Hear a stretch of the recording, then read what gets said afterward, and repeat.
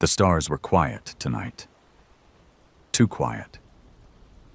He sat alone in the command pod, boots locked into place, helmet off, staring through the reinforced viewport at the blank, black nothing stretching in every direction. The silence didn't comfort him. It made his bones itch. Not from fear. No, fear came later. This was something older, something deeper. Captain Thren Lokar of the Drakari Survey Corps had seen hundreds of systems, catalogued more than any other living Zarn-class explorer.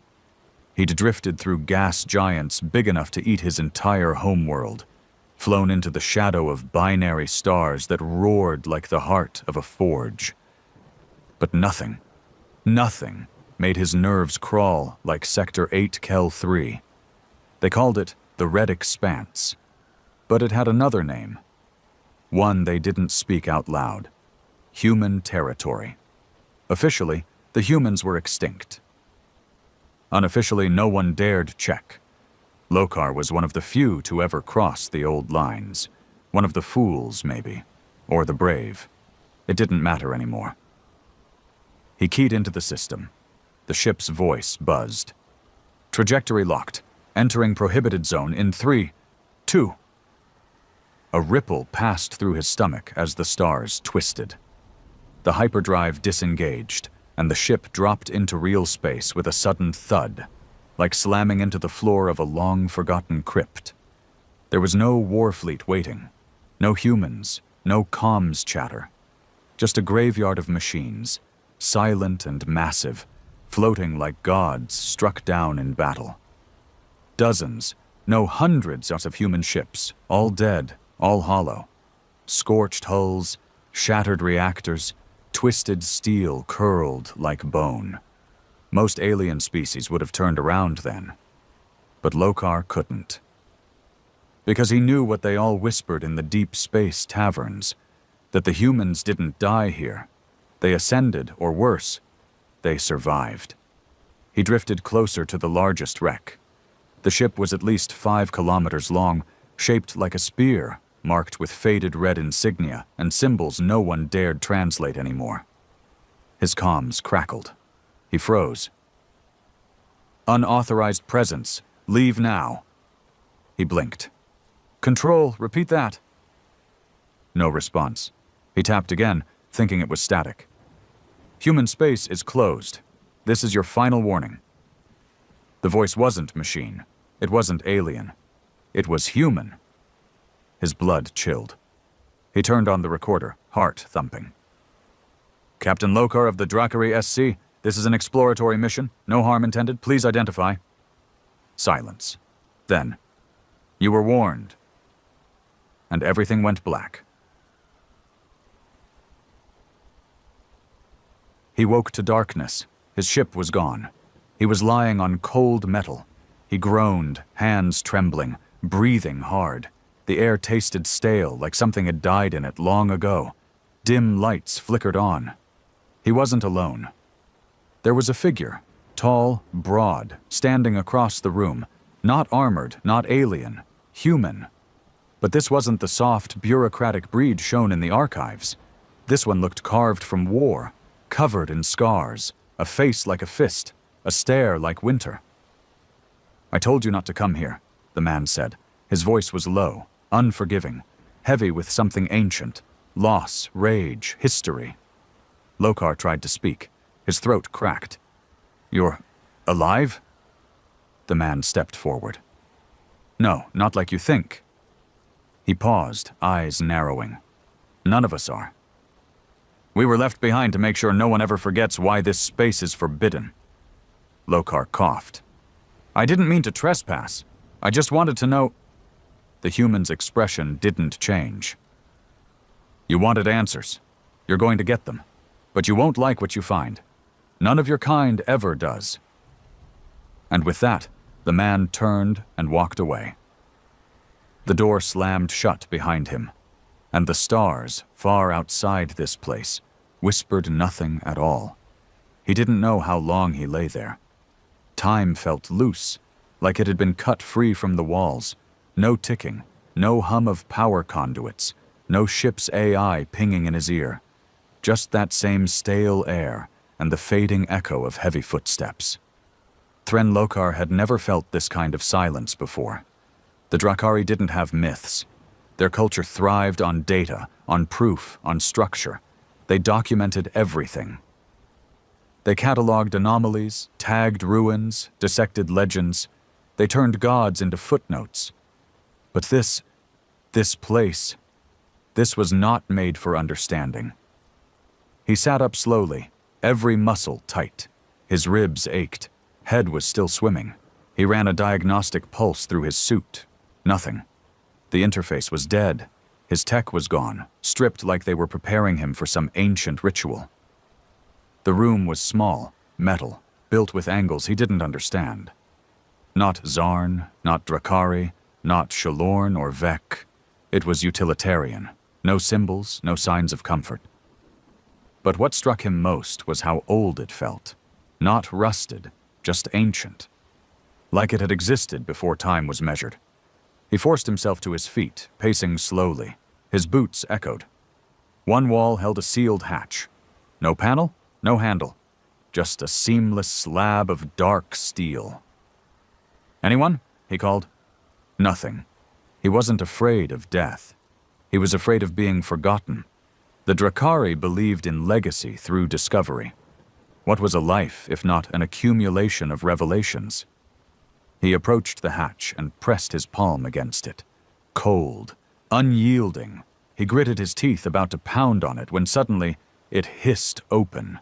A man stood there again. The same one. Taller, up close. Maybe 2 meters, built like the kind of soldier who didn't train in simulators but carved survival into his skin. His eyes were cold, distant, sunken deep into sockets that held too many memories. A faint glow lined his collar. Nanotech, probably old Earth design. He stared at Lokar without blinking. "Follow me." It wasn't a request. Lokar hesitated, then obeyed. What else was there? They walked through a corridor lit only by dim red lines in the floor. No windows. The air got warmer the further they went, like the ship, or station, had a pulse.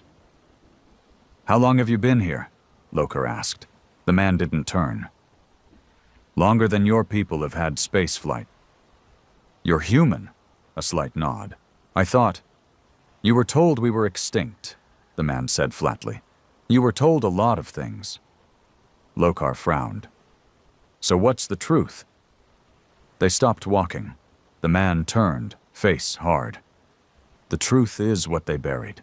The truth is why this place is forbidden. You're standing in the graveyard of the most dangerous species the galaxy ever encountered." Lokar's mouth went dry. "And we didn't die out," the man added. "We left." "Left?" Lokar echoed. "Where?" "Farther than any alien empire ever dared to look." He gestured, and the wall slid open. A massive chamber unfolded in front of them. Lokar's breath caught. There were hundreds of cryopods, or something like them, lining the walls in perfect formation. Above, a domed ceiling shimmered with constellations, all warped slightly, distorted. He realized with a shock. These were star maps from a different time. The stars were younger. "This was our fallback," the man said quietly. "After the final war, after Earth was turned to glass, after the alliance of species decided humans were too dangerous to exist." Lokar turned toward him, stunned. "That's not in any records." "No," the man said bitterly, "because your records were written by the victors, or so they thought." He started walking again, and Lokar followed him down a grated path between the pods. They used every fleet they had. Drakari, Zarn, Velari, even the Skirn. They surrounded Earth. Told us to surrender or be wiped out.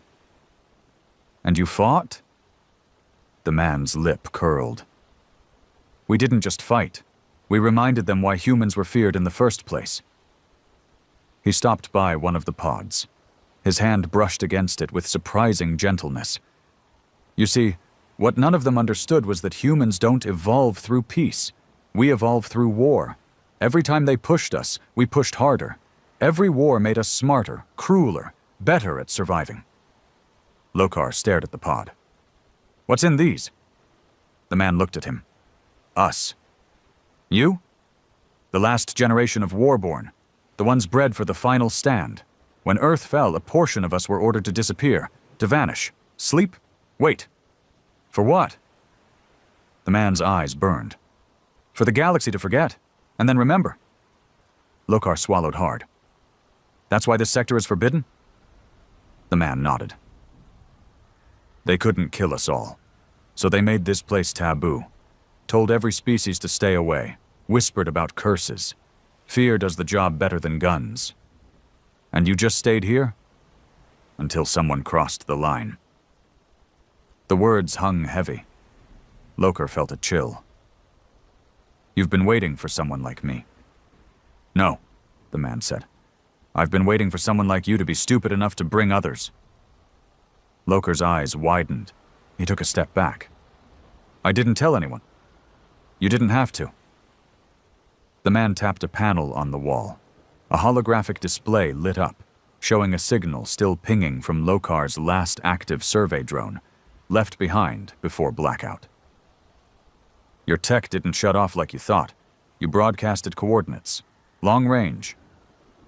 Lokar's stomach dropped. No, that wasn't intentional. It doesn't matter, the man snapped. The beacon's out there, and now others will come. He turned back toward the chamber. Now we have a decision to make. Lokar followed slowly. What decision? The man faced him fully. Do we erase the signal, kill you, and go back to waiting? A pause. Or do we wake the others, and finish what we started? Lokar's pulse pounded. You can't seriously be thinking of...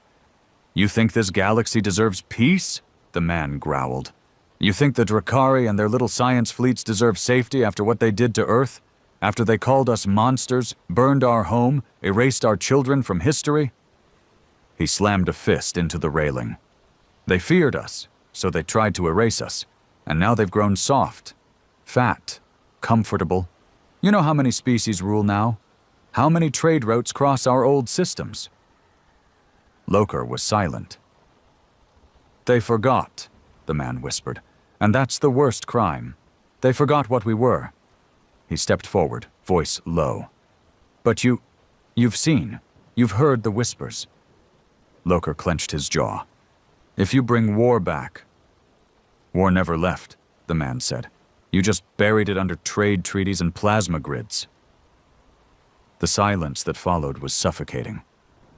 Lokar looked up at the cryopods again, each one filled with a soldier older than most stars, weapons no one had seen in centuries, minds shaped in the dark, built to end civilizations. And he understood. This wasn't a tomb. It was a trigger. The man walked to a control panel, hovered his hand over the interface. The screen flickered to life. System. Deep sleep cycle, 97.6%. Stable status. Standby command awaiting execution. The man looked at Lokar. You opened the door, he said simply. Now the stars will remember what happened here. Lokar stared at the panel, at the pods, at the weight of history pressing down on his lungs.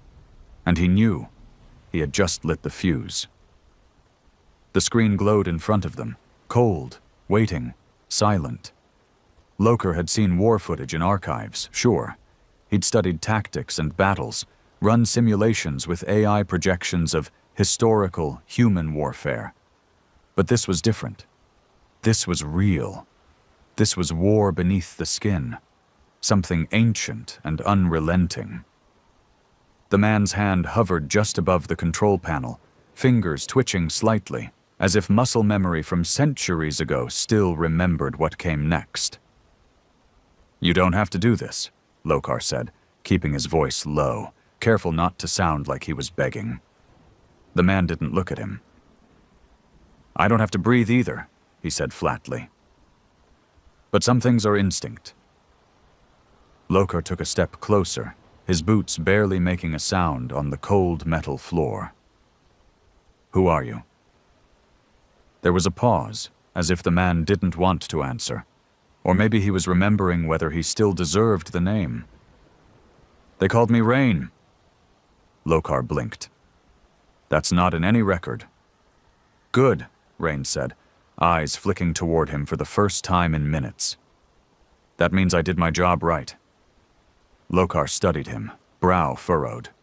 You were a commander? Rain gave a dry laugh. No, commanders gave orders. I was the one who made them real. The last war wasn't fought in lines and ranks. It was fought in the silence, shadows, burnt cities and broken planets. When it came time to bury us, they didn't bury soldiers. They buried ghosts. He turned back to the console. You think we forgot? Rain said. You think we forgave? Lokar swallowed hard. It's been over 300 cycles. Not to us, Rain snapped. Not to the ones who lived in cryo, not to the ones who remembered children screaming under orbital bombardment. Time doesn't erase war, it just dulls the knife. The chamber hummed softly.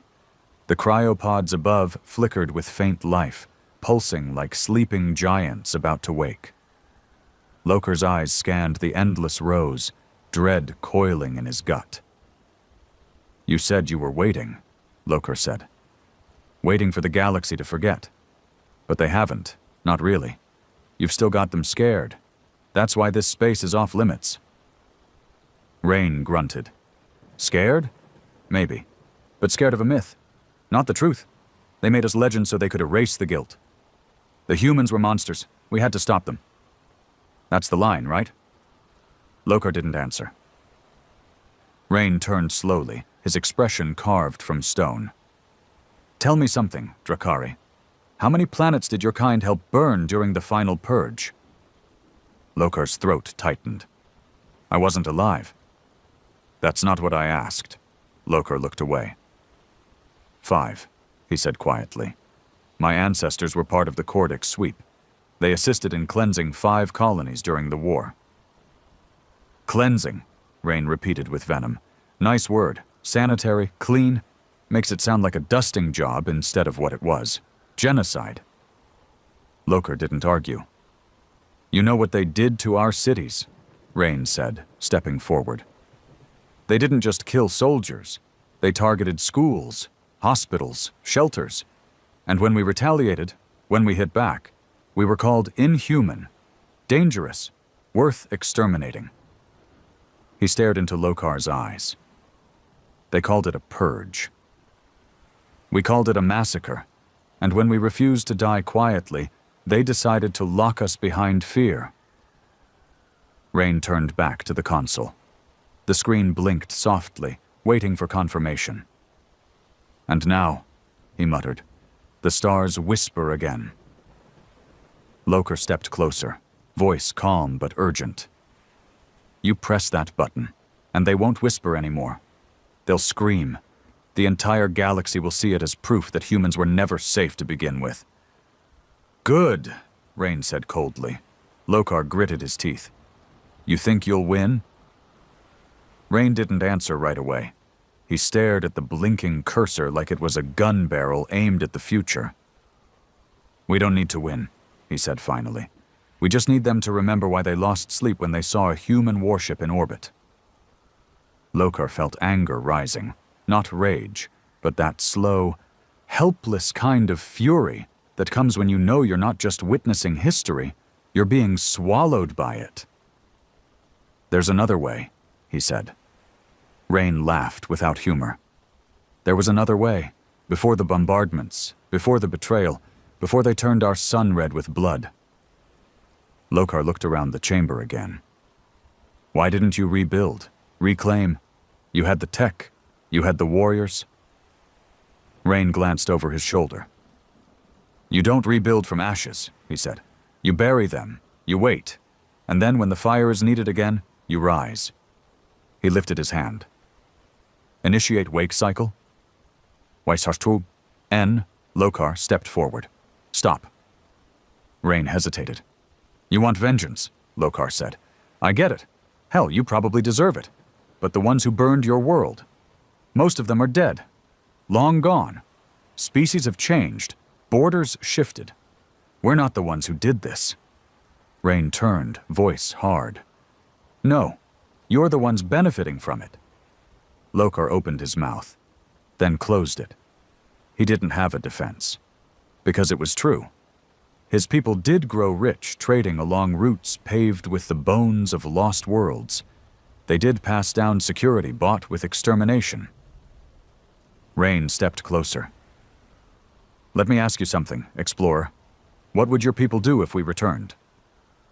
Lokar didn't answer. Rain pressed on. Would they welcome us? Apologize? Offer peace treaties? Lokar looked up. No, he said quietly. They'd panic, rally fleets, probably strike preemptively. Exactly, Rain whispered, because deep down they remember, even if they lie to themselves, even if they teach a sanitized version in schools. They remember what we did the last time we were provoked. He raised his hand again. Lokar didn't know what made him do it. Fear, desperation, instinct. But he lunged. His shoulder slammed into Rain's side, knocking the older man back. They hit the floor hard. The console beeped wildly. Rain rolled fast, surprisingly fast for someone just out of cryo. His elbow cracked into Lokar's jaw. Lokar grunted, twisted, grabbed the man's arm, and drove a knee upward.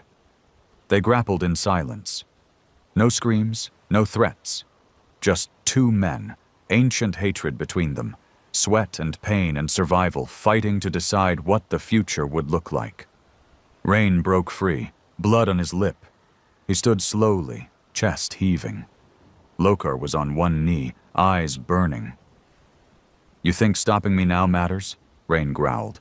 The signal's already out there, and they'll come. Curiosity always wins.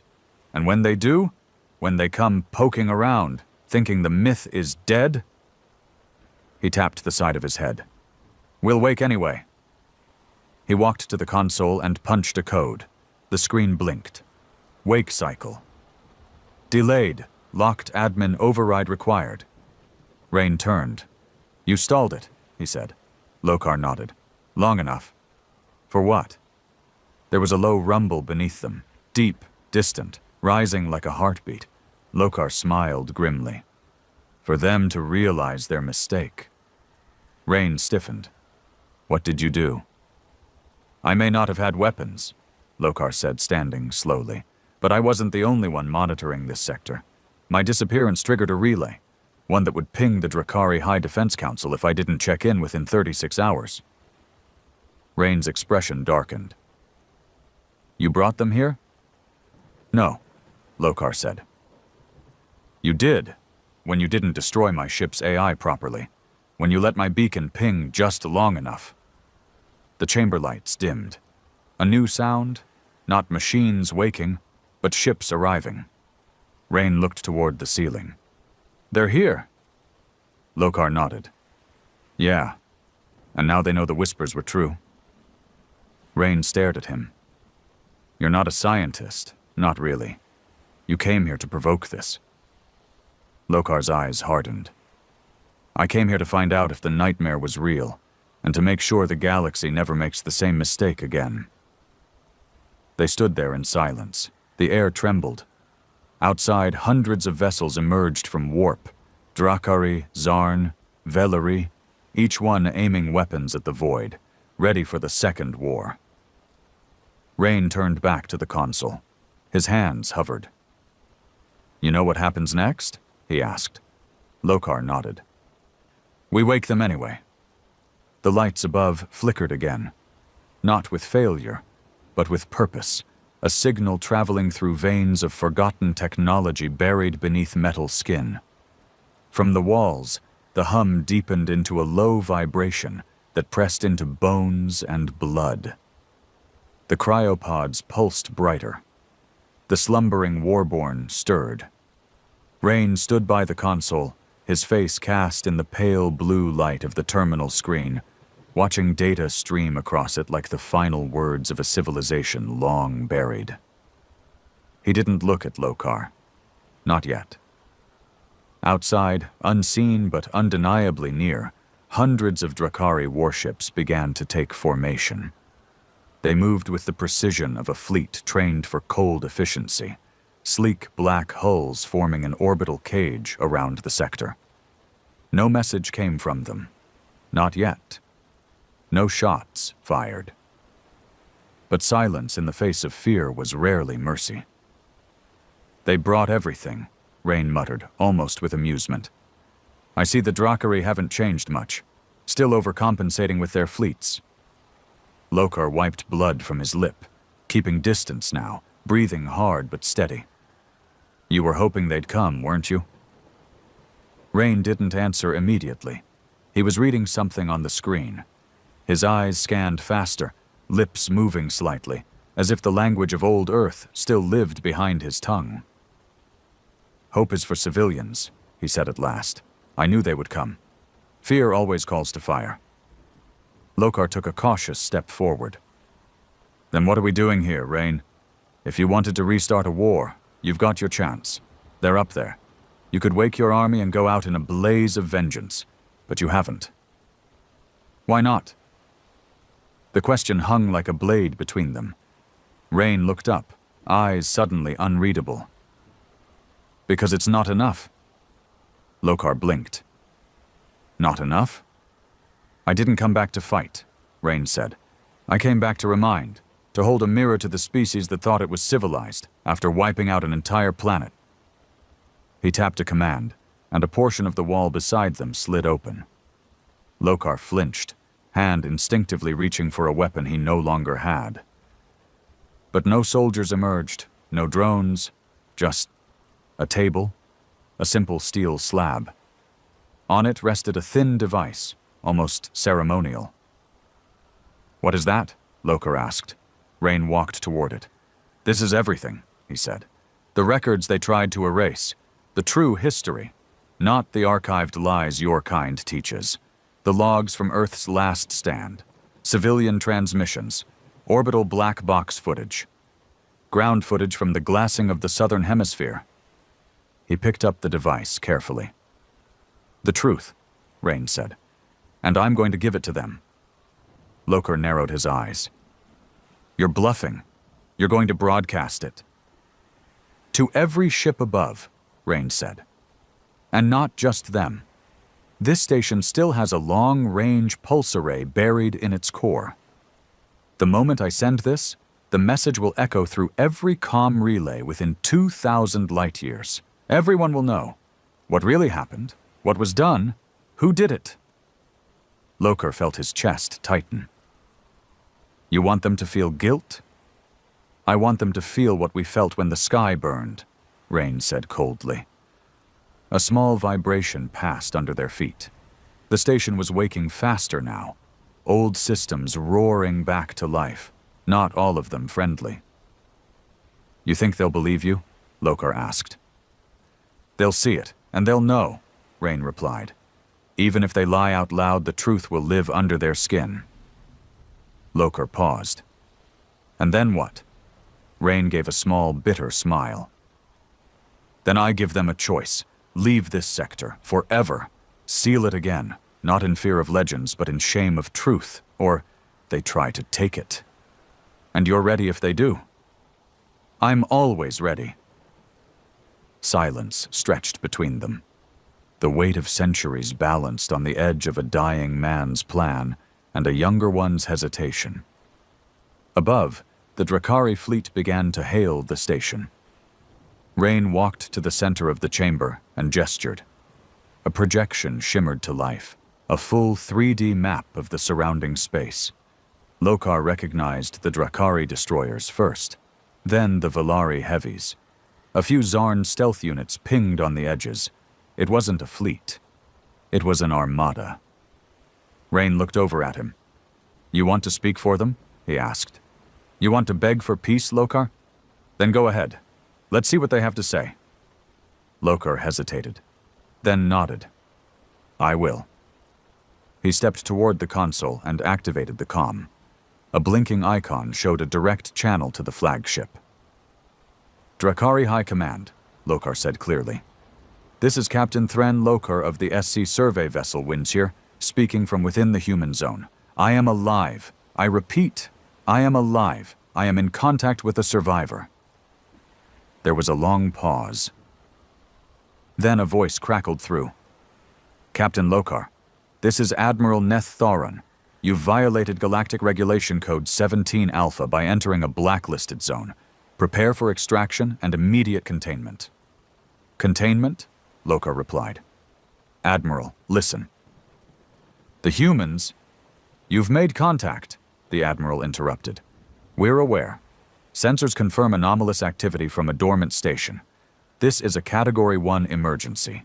You are not authorized to negotiate. Extraction in 22 minutes. Any resistance will be neutralized. The signal cut. Lokar stared at the console, heart sinking. They're not going to listen, he said. They never did, Rain replied. The lights above turned red. Another message blinked onto the screen. External targeting lock detected, proximity strike incoming. Rain didn't flinch.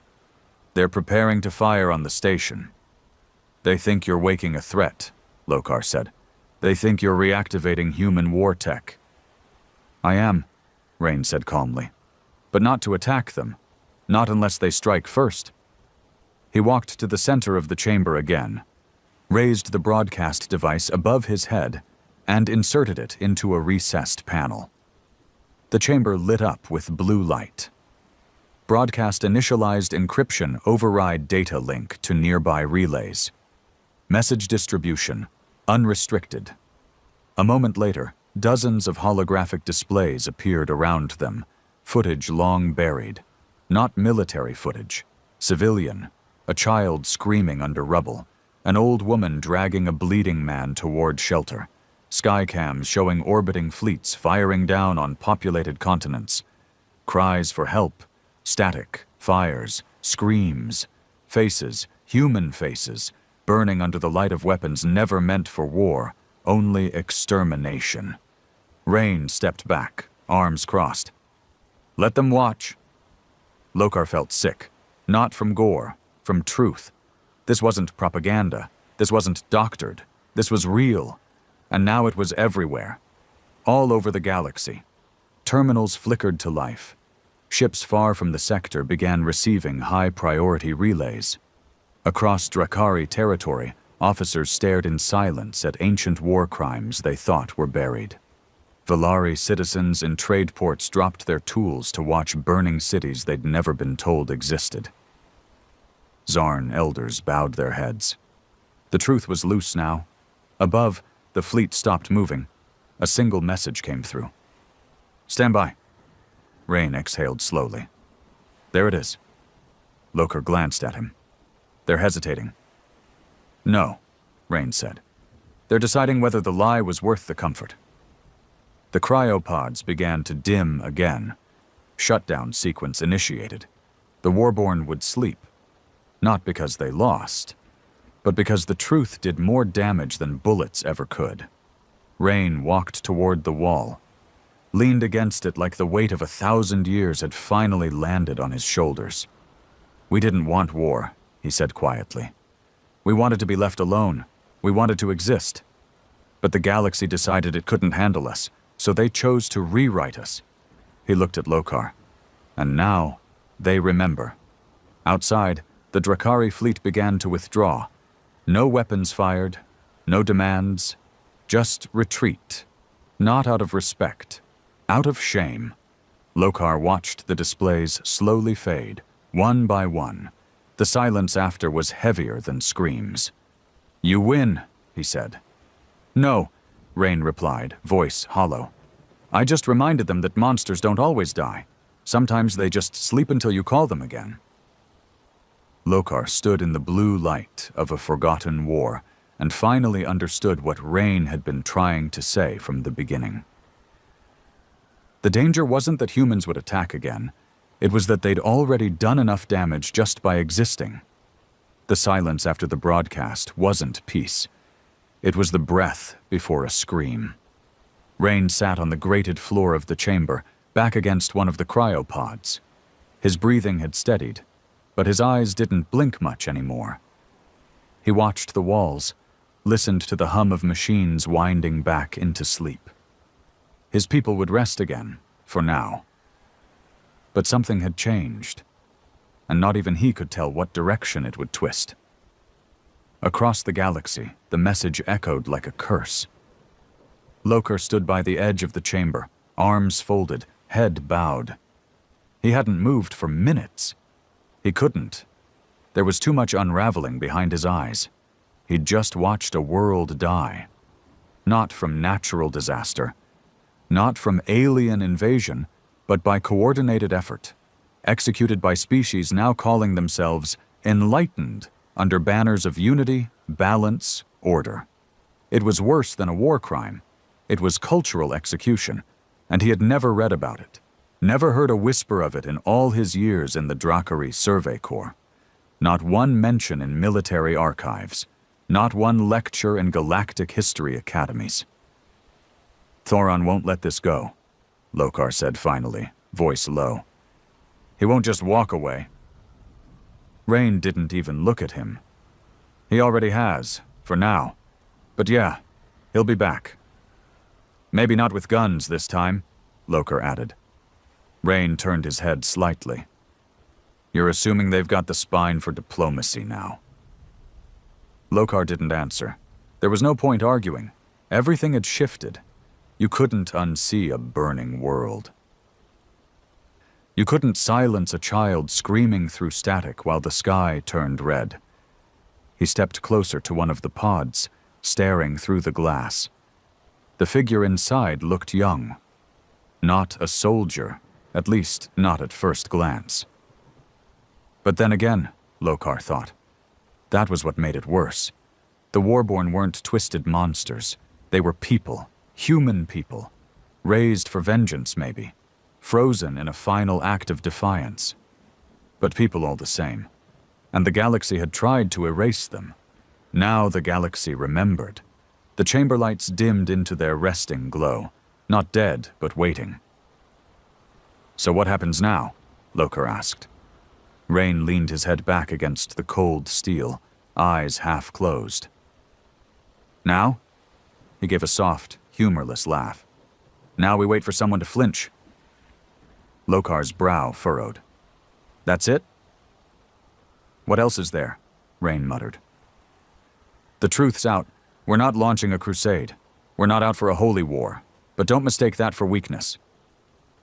Lokar crossed his arms. Then why show restraint? Rain finally looked at him. Because we've already won.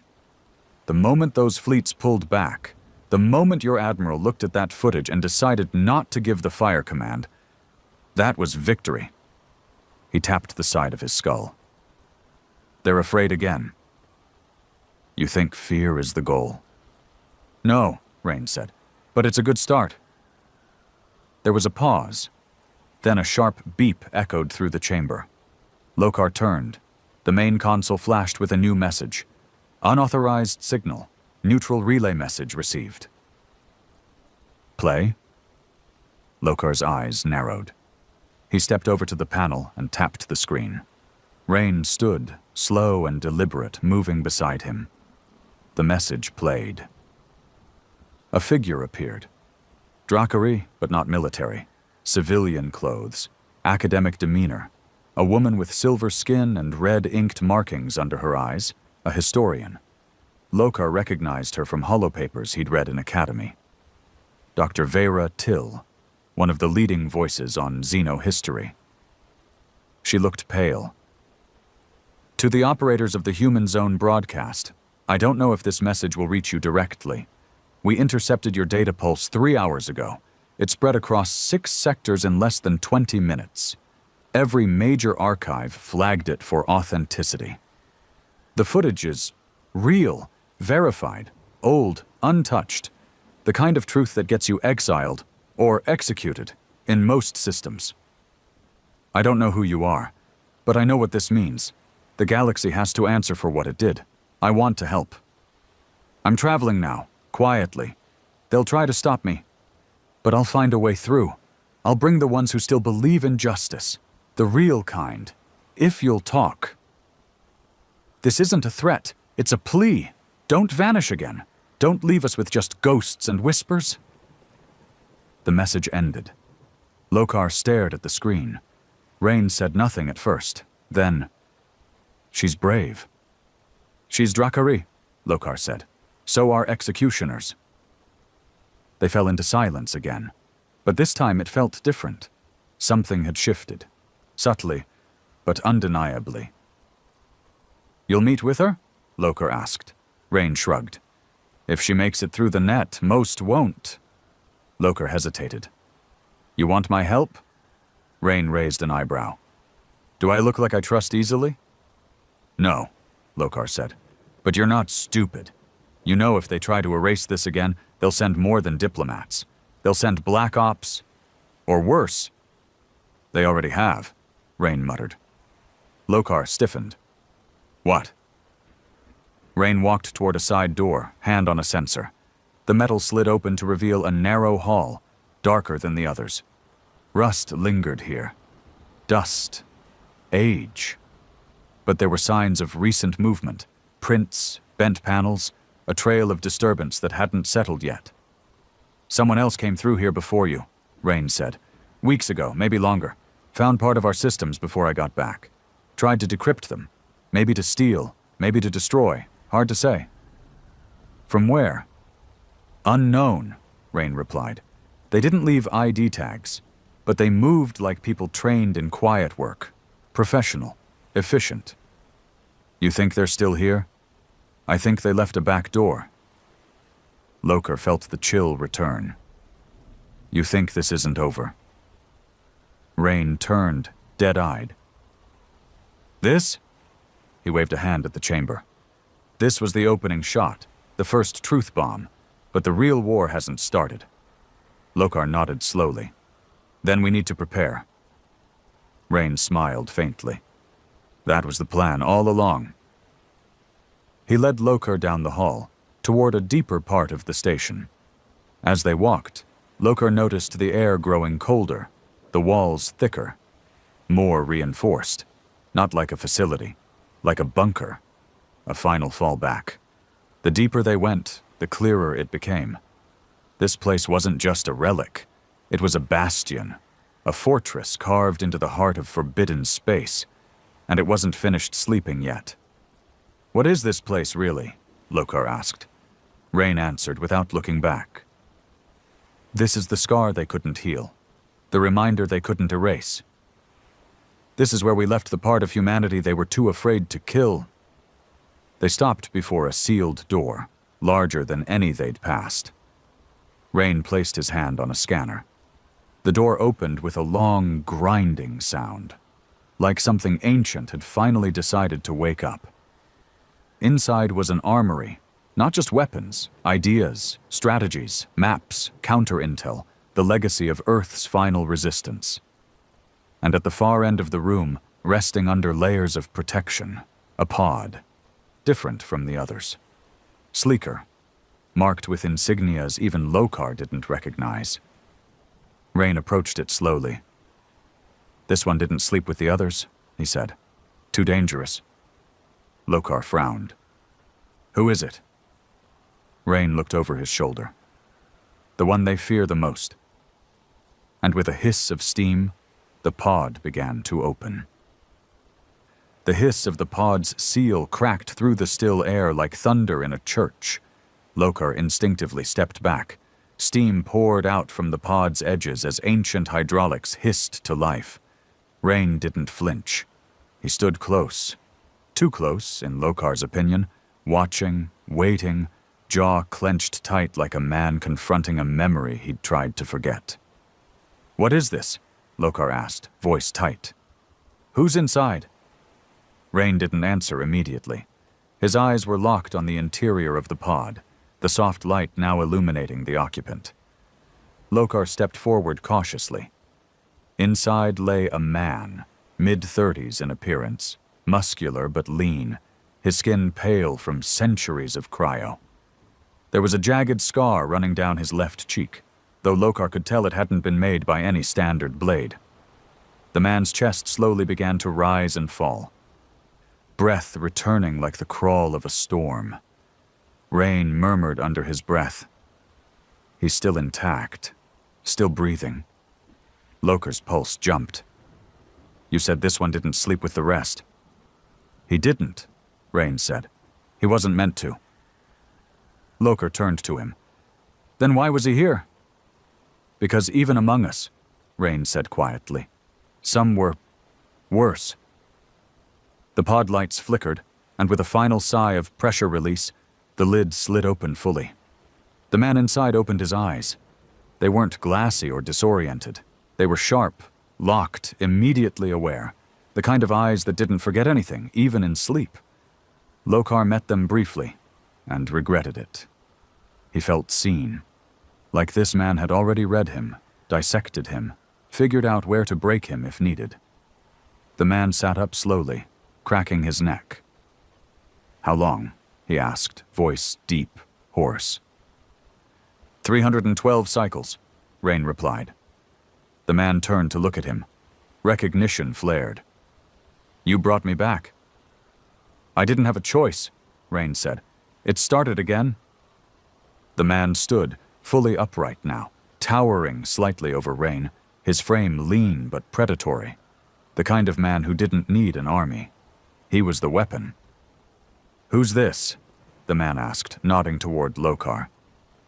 Drakari Explorer, Rain replied. He crossed the line, helped delay the purge. The man studied Lokar in silence. Lokar met his gaze again, resisting the urge to look away. Something in him, pride maybe or stupidity, refused to flinch. You believe in peace? The man asked. I believe in truth, Lokar replied, and the cost of pretending it doesn't matter. The man smirked, but it was empty. That'll get you killed quicker than most lies. He looked back to Rain. You send the broadcast? Yes. Response? Silence. Fear. One historian reached out. The rest, they're watching. The man cracked his knuckles. Good. They should watch. They should watch everything. Lokar finally spoke. You've got a name? The man turned, giving him a long stare. I had one. Lokar waited. After a moment, the man said simply, They used to call me Wraith. Lokar frowned. That's not a name. That's a title, Rain said. One he earned. Wraith began walking the perimeter of the chamber, taking in the cryopods, the dimmed lights, the empty silence. His boots echoed softly, like each step marked time ticking down. You shouldn't have woken me, he said finally. This wasn't supposed to be my war. It still isn't, Rain said. Wraith stopped. Is it not? He gestured around. Because I see them sleeping. I see the armada up there. I see Drakari fleets twitching to press the launch key. I see betrayal again. We haven't fired a shot, Lokar said. Wraith turned sharply. You erased our history. You sterilized our extinction into doctrine. And now, you come here with empty hands asking for explanations like none of that happened. I didn't write that history, Lokar replied. But you benefited from it, Wraith growled. All of you did. Trade routes, safe spaceways, expansion into former Earth colonies. Your species bathed in our ashes and called it progress. Lokar didn't argue. There was nothing to say that would hold up under the weight of centuries of silence. Rain stepped between them. He's not the enemy, Wraith. He helped stall the assault. Helped get the message out. Wraith's eyes narrowed. You trust him? No, Rain said, but I trust his fear. It's honest. Wraith's gaze shifted again. Fear isn't enough. He walked back toward the central terminal, tapping a few commands. The screen blinked to life. Star charts appeared. Movement patterns. Signals. a web of transmissions still bouncing across the galaxy in response to the human broadcast. He zoomed in. "There," he said, pointing. "That's the wormhole relay path, the Drakari signal jump. That's how they're going to bring in reinforcements. They're stalling, not because they're retreating, because they're gathering." Lokar frowned.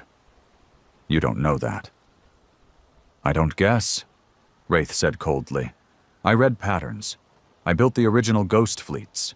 I know how your kind thinks. They're not retreating. They're preparing to erase us again, this time cleanly." Rain moved beside him.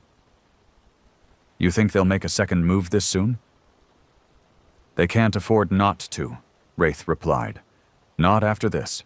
The footage is too raw. The panic is already spreading. They either control the narrative, or we do." Lokar shook his head. "Not all of us are murderers." "But your silence made you accomplices," Wraith snapped. He tapped again. Another projection unfolded. The Valari Accord, signed only 2 cycles after Earth fell. In it, 6 dominant species divided former human territory, citing reclamation and security concerns.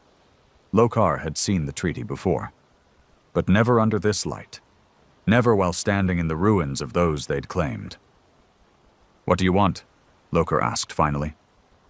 "To make them pay?" "No," Wraith said, still staring at the screen. "To make them remember, and then make them choose." "Choose what?" "To either keep pretending," Wraith said, turning toward the cryopods, "or deal with the fact that humanity doesn't die quietly." The lights above flickered again, deeper red. A warning pulse. Lokar turned to Rain. "What is that?" "Proximity breach," Rain said. "Someone's coming in close, not Drakari, no transponder." "Cloaked?" "Likely." Wraith smiled. "They're coming to erase the message at the source." Lokar's jaw clenched. "How many?" Rain looked at the data feed. "One ship, small, but it's heading straight for the station's core relay." "A team," Wraith said. "Fast, specialized. Probably Black Ops, not official. They'll try to disable the station and wipe all remaining copies." "Can we stop them?" Lokar asked. Wraith was already moving. "We don't stop them. We show them what they came looking for." He walked to a nearby case and cracked it open. Inside was a weapon, sleek, matte black, and wicked. It didn't hum. It didn't glow. It simply existed with purpose. Rain followed, arming himself as well. Lokar stared at them. "I'm not a soldier." "No," Rain said, tossing him a sidearm. "But you're here now." The air changed before the station sensors even confirmed the breach. It was instinct, the old kind, born before planets were named or fleets were formed. Lokar felt it in his bones, a pressure, a tension, like the walls themselves were holding their breath. The console flashed red. "Warning, internal perimeter breach. Sector 3, unauthorized presence detected countermeasures."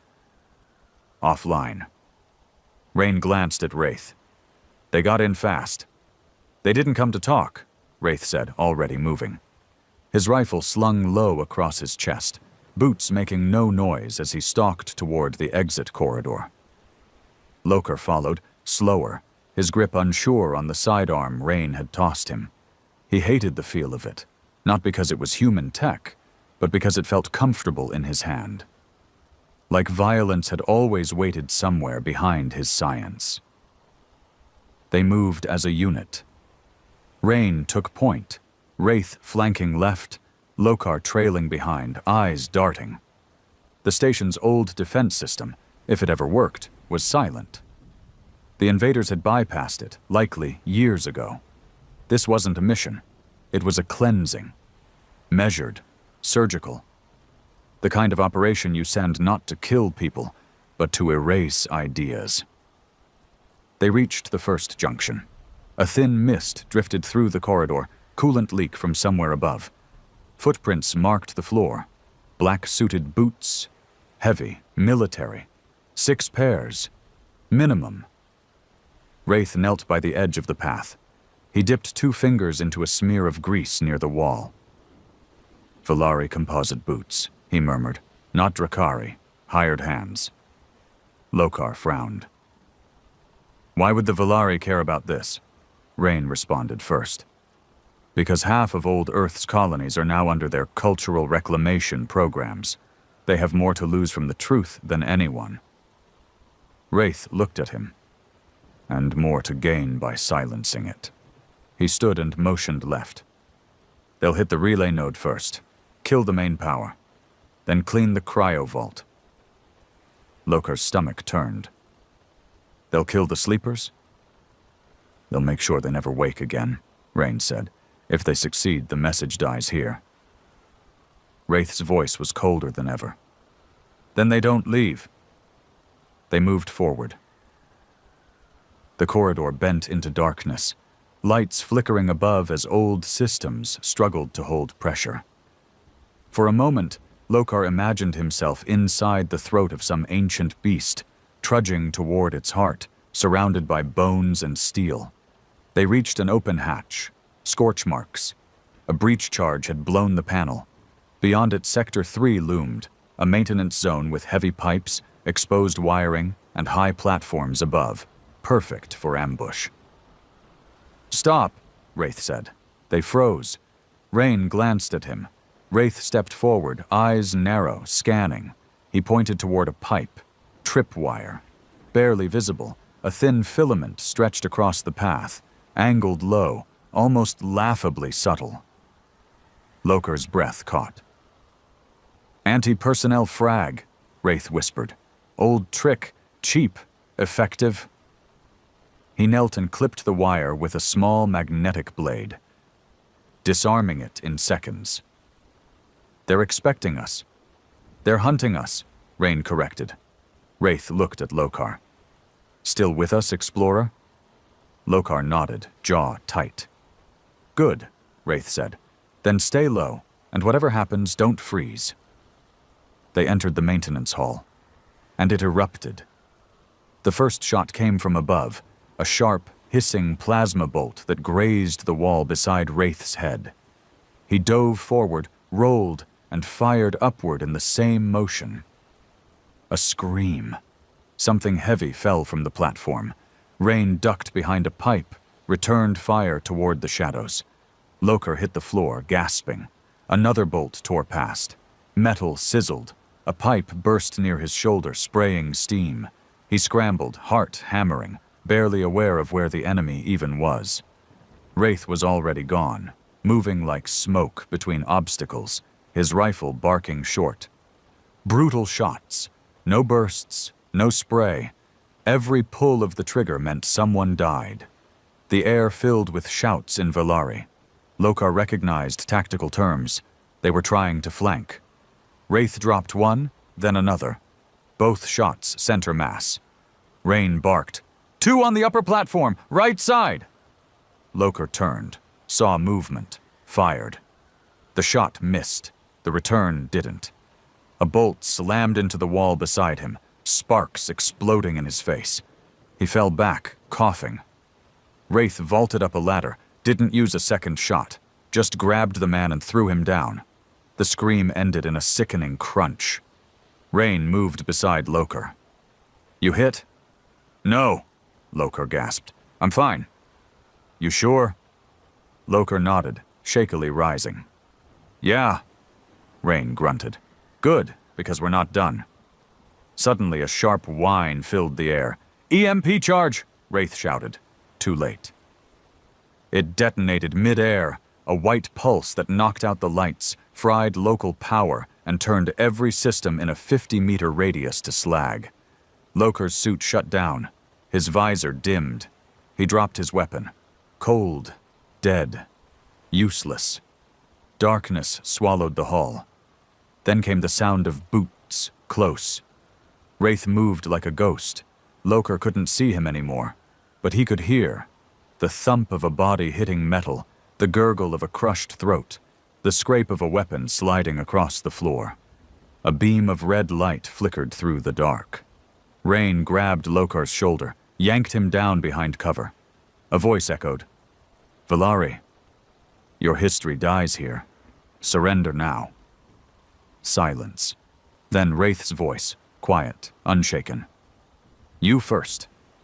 Gunfire. Not plasma, not energy. Kinetic. The kind you feel in your bones. A body fell beside Lokar. Face down, helmet cracked, red leaking from beneath. Rain moved fast, recovered a second weapon, handed it to Lokar. "Old tech," he said. "Still works after EMP." Lokar took it with shaking hands. "What now?" he asked. "We finish this," Wraith said, emerging from the dark like death given shape. Blood streaked his arm, not his own. His rifle glowed faintly with heat. "Two left," he said. "One's limping." They moved fast now, no time for hesitation. Lokar pushed past fear. He didn't try to be brave. He just tried not to slow the others down. They reached the relay room. The door had been forced. The control hub was partially destroyed, panels sparking. One of the Valari operatives lay slumped against the wall, chest torn open. The last one stood at the center, holding a charge. Wraith raised his rifle. The Valari agent hesitated. "You're already too late," the man said. Wraith didn't blink. "No, you are." The rifle barked once. The man's body dropped. Rain rushed to the console. "Systems fried," he said, "but the core's intact." Wraith knelt beside the charge. "Remote trigger, sloppy." He disabled it, then stood, wiping his hands. Lokar looked around the room. The smoke, the blood, the silence that followed. "They really wanted this place gone." "No," Wraith said. "They wanted it forgotten. There's a difference." Rain exhaled slowly. "We need to move fast. The next wave won't be small." Wraith turned to Lokar. "You still with us, Explorer?" Lokar nodded. His hands were shaking, but his voice didn't crack. "Yes." Wraith looked at him, really looked, and for the first time nodded with something close to respect. "Then let's make sure what happened here doesn't vanish in fire." The cleanup was quiet. Not clean. Nothing about war ever was. But efficient. Rain and Wraith moved through the bodies like men who had done this before, marking each kill with cold eyes and calm hands. Lokar stayed behind, watching the corridor, ears straining for the sound of boots, ships, whispers. Anything. But there was only silence. Even the air in the station had gone still, like the structure itself was holding back breath. Wraith dragged the last operative's corpse into a sealed hatch and keyed the manual lock. "No identifiers, no rank, no unit tags," he muttered. "Just black suits, black orders, and a blank file." "Wipe crews," Rain said. "I've seen them before. Not official, not even ghosts, just erasers."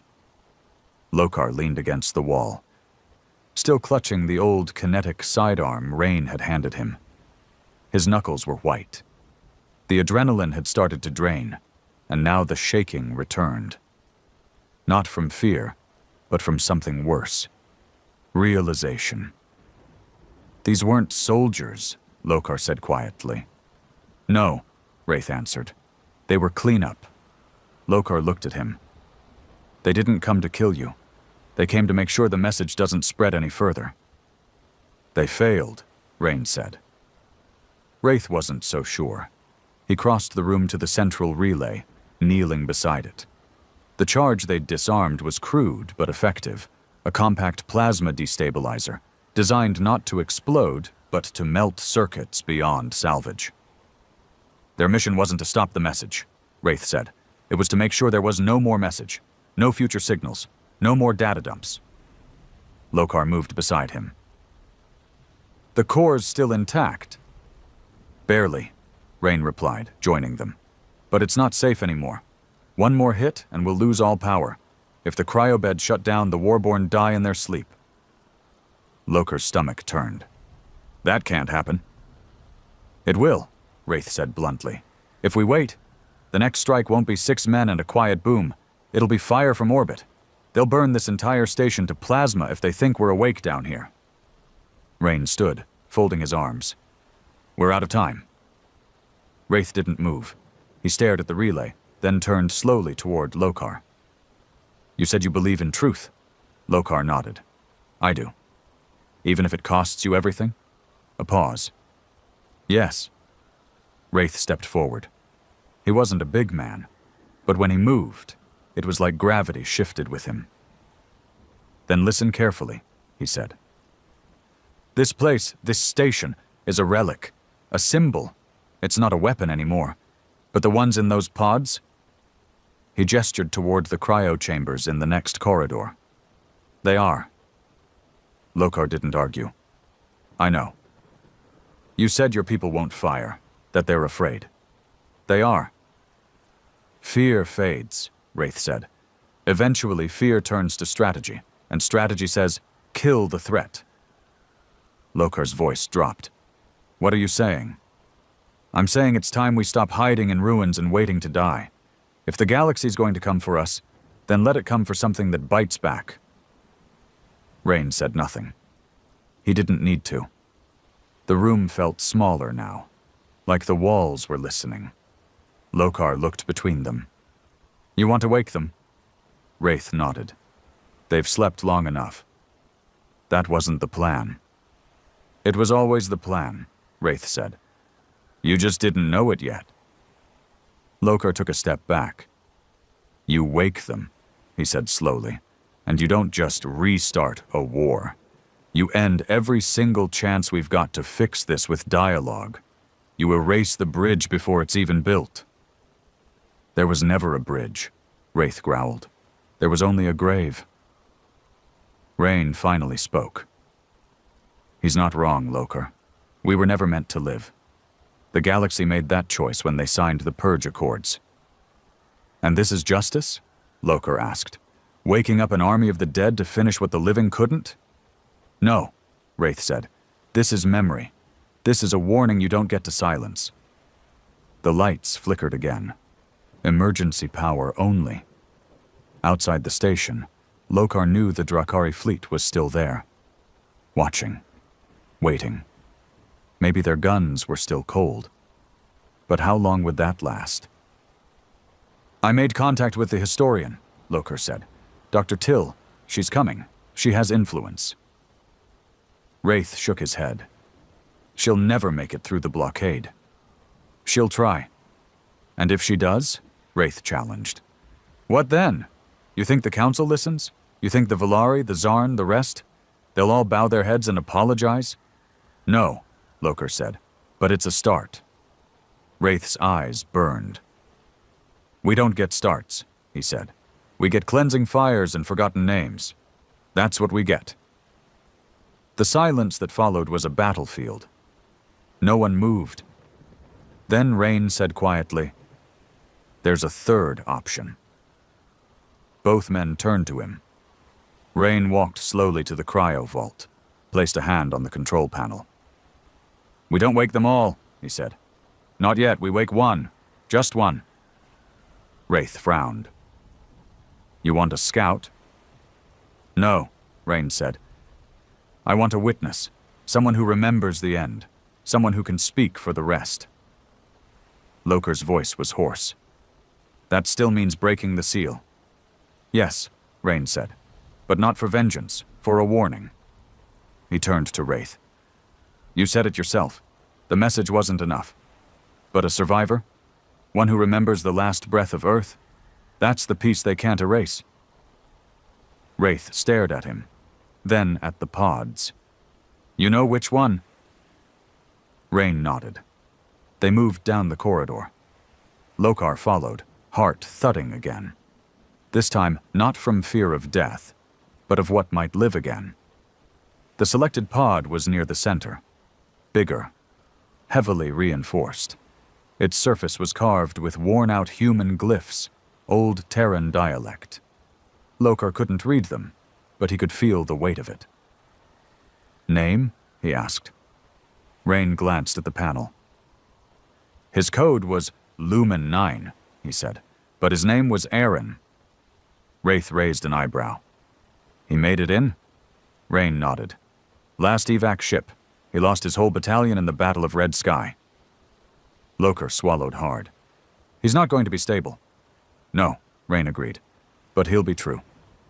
He placed his palm on the interface. It scanned, accepted.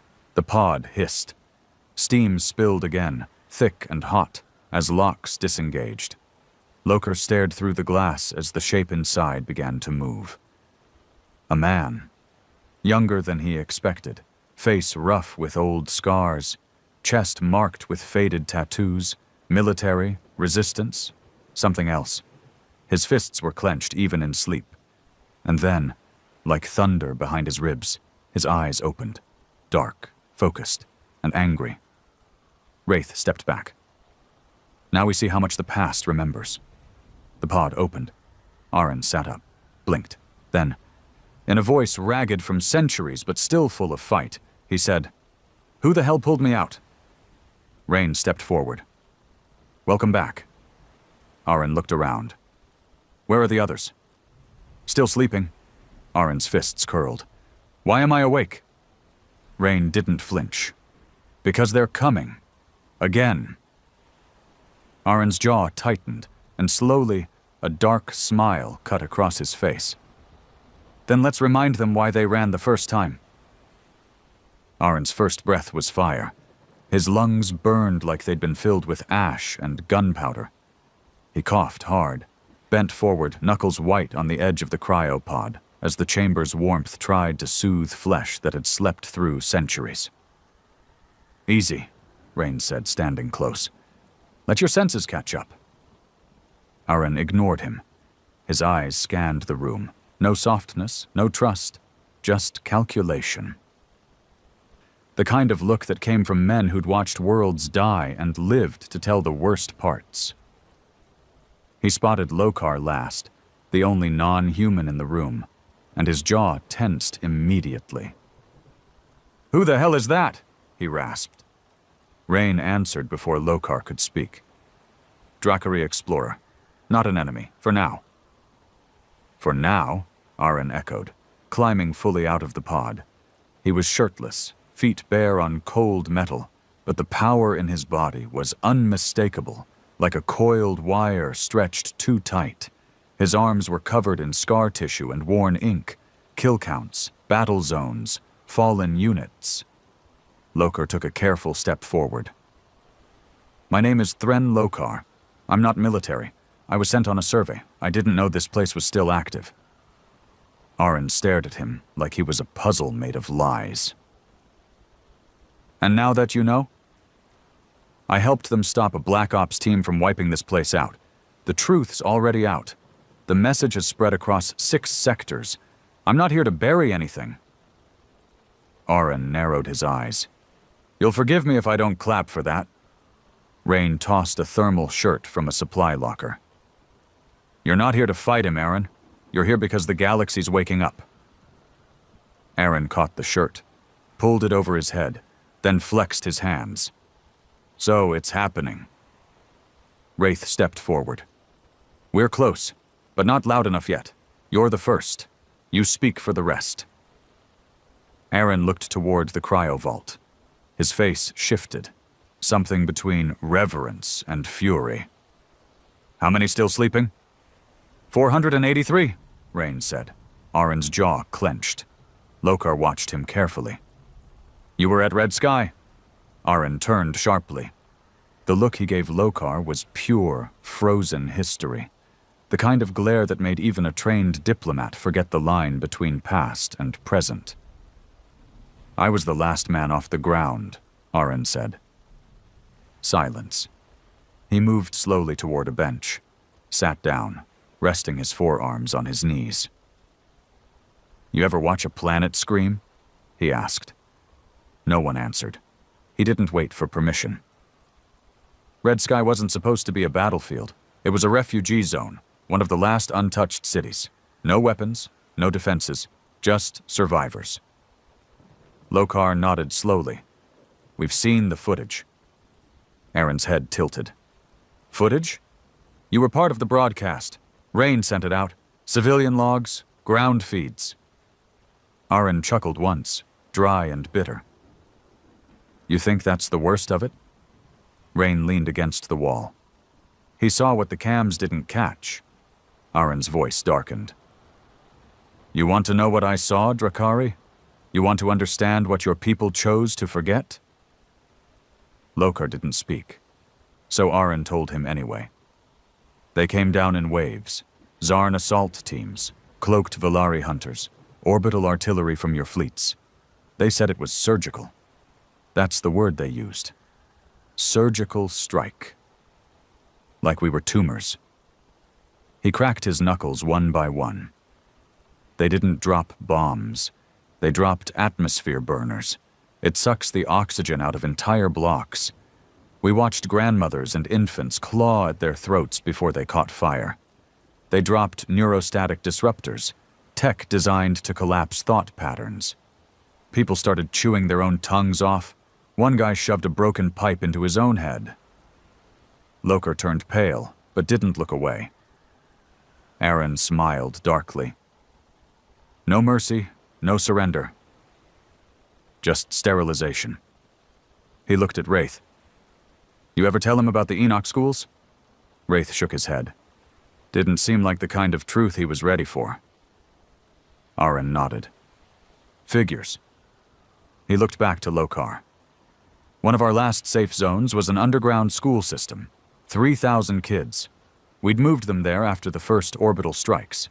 Drakari High Command said the coordinates were cleared for passage. We believed them. He stood again, pacing now. The motion didn't calm him. It churned his blood. The passage was a lie. They used it to get direct targeting info. Burned the complex in a 30-second plasma pulse. You ever hear children scream through metal? Lokar's throat worked, but no words came. Aaron stopped. That's what they erased. That's what your fleets did while your council called us dangerous. He walked over and pointed a finger in Lokar's chest. So don't stand there and tell me you're not military. If your boots walk the path that genocide paved, you're part of the silence. Rain stepped forward. Aaron! No! Aaron snapped. He needs to hear it, all of them do. Wraith crossed his arms. He heard it, he's still here. That calmed Aaron. A little. He backed off, breathing hard. Lokar swallowed. Why did you survive? Aaron looked at him, and for the first time, the anger softened, not into kindness, but into grief. I didn't, he said quietly. Not all the way. He rubbed his face, eyes suddenly heavy. I was buried under 5 meters of rubble. Woke up with both legs broken. Crawled out through fire. Everyone else was gone. He paused. Sometimes I think I died in there. This is just the part that got stuck. No one spoke. The room sat in silence, wrapped in a memory that refused to fade. Finally, Rain broke it. We brought you back for a reason. The message went out, but it's not enough. They're still circling, still deciding whether to silence this for good. Aaron nodded. I can speak, he said. But they won't listen. They might, Lokar said, if the right people get to you first. Aaron looked skeptical. Who? There's a historian, Dr. Vera Till. She reached out. She's coming here now. Through a fleet blockade? Aaron laughed. She better be flying a miracle. She believes the truth can shake the system. Aaron looked at him, then at Rain. Truth doesn't shake empires, he said. Fear does. Wraith smiled faintly. Then maybe you give them both. Aaron's eyes flicked towards the cryo-vault. You wake them all, he said. This sector won't be a memory anymore. It'll be a warning. We know, Rain said. And if they come back with fire? Wraith's voice was hard. Then we show them what we remember. Aaron stared at the ceiling for a long moment. Then he said, Give me a broadcast. Direct line to the fleet. Rain raised an eyebrow. You sure? I want them to see my face. Lokar stepped toward the console, activating the comm system. He linked it through the partial relay, weak, but enough to reach the nearest Drakari vessel. A screen lit up. Connection request received. Flagship Halvran's Edge. Admiral Thorin standby. Visual transmission requested. Rain nodded at Aaron. Aaron stepped forward, folding his arms across his chest. He didn't stand like a politician or a soldier. He stood like a survivor. Broken, burning, unbent. The screen flickered. Then the face of Admiral Thorin appeared. Sharp-jawed, severe, eyes like frost. He looked at Aaron, paused, then spoke. "You should not exist." Aaron smiled, but it didn't reach his eyes. Neither should the truth. Thorin leaned forward. "You're a relic, a weapon of a dead world." "And yet," Aaron said, "you're still afraid of me." Silence. Thorin's lip curled. "What do you want?" Aaron didn't blink. "I want the galaxy to know that Earth screamed, and I want every species that helped silence it to carry the sound like a curse in their bloodlines." Thorin's eyes narrowed. "Then you've chosen war." "No," Aaron said. "I've chosen memory." He leaned forward. "And that's always been more dangerous?" The screen went dark. Rain stared at the blank monitor. "He's going to launch, isn't he?" Aaron nodded slowly. "They always do when they're afraid." Lokar turned to him. "Then what now?" Aaron looked toward the cryovault. "We wake the others." The station's heart began to beat again. It wasn't mechanical. Not really. It was something deeper, older, a rhythm locked inside the steel and silence of this place, a buried pulse that only needed a reason to wake. Now it had one. Aaron stood at the edge of the cryovault, his jaw clenched, eyes locked on the wall of pods that stretched like a cathedral of frozen vengeance. Rows upon rows of sleepers, not dead, not alive, not waiting, preserved, a time capsule full of fury. Rain was beside him, typing the command code slowly, deliberately. There was no panic, no shouting, only the weight of decision. Behind them, Lokar watched the console's screen flash with ancient glyphs. A language that hadn't been spoken in 3 centuries began crawling across the monitor like a forgotten warning. Wake protocol initiated confirm release sequence? Why so N Rain didn't press it, not yet. "We're past the edge now," he said, voice quiet. "No," Aaron murmured. "We left the edge the second the truth reached a screen." Wraith stood on the raised platform, overlooking the vault like a warden returning to a prison he once ruled. His arms were folded, face unreadable. He hadn't spoken much since the broadcast with Thorin. But his silence wasn't fear, it was focus. Like every possible outcome was playing behind his eyes at once. Lokar stepped forward. "This will change everything," Aaron glanced at him. "That's the point." "No," Lokar said, firmer. "I mean everything. You wake them, and the galaxy won't wait. The moment these pods open, you're not dealing with questions or negotiations. You're a target again." "We've always been targets," Wraith said. "But now you'll be visible." Lokar's voice rose. "They'll nuke this station from orbit. The blockade's still up. They're not just watching, they're calculating. I can feel it." Rain turned to him. "You think we don't know that?" "I think you're walking into the teeth of it willingly." Wraith finally moved. He came down the steps slowly and stood in front of Lokar, eyes hard. "You want to stop this?" Lokar didn't answer. Wraith leaned closer. "You want to keep this quiet? Let it fade again? Bury the bodies one more time under politics and trade deals?" "I want to survive," Lokar said. "And I don't think lighting the fuse helps anyone." Wraith's voice dropped to a growl. "You had 3 centuries to listen. You built empires on our grave. You taught your children we were beasts and made silence a religion." Aaron stepped between them. He's not wrong, Wraith, but it's too late now. Rain's finger hovered above the key. You sure about this? He asked Aaron. Aaron didn't hesitate. Yes. Rain pressed it. The console glowed red. Sequence confirmed, wake cycle engaged stasis fluid. Draining core temp rising subjects. 483. Status waking the vault came alive. It started with a hum, then a vibration through the floor. Lokar's instincts screamed at him to run, to get out before whatever was inside those chambers remembered what pain tasted like. But he stayed. One by one, the pods began to hiss, releasing steam, draining fluid that hadn't seen light in centuries. The walls turned gold from internal lights, pulsing with increasing intensity. Aaron exhaled slowly.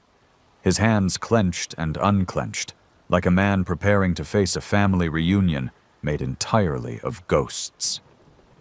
The first pod cracked open. Inside was a woman, lean, sharp-eyed, with half her scalp tattooed in old earth glyphs. She gasped as air hit her lungs, coughing violently, then snarled as if instinct told her she was still in battle. Aaron stepped forward, held her by the shoulders. "It's over," he whispered. "You're safe. You're home." She looked at him, blinked, then said, "Aaron?" He nodded. More pods opened. Men and women emerged, some stumbling, some shouting, some weeping silently. Most bore marks of battle, scars, implants, branding. They weren't clones. They weren't machines. They were humanity's final answer to extermination. Lokar stepped back, stunned.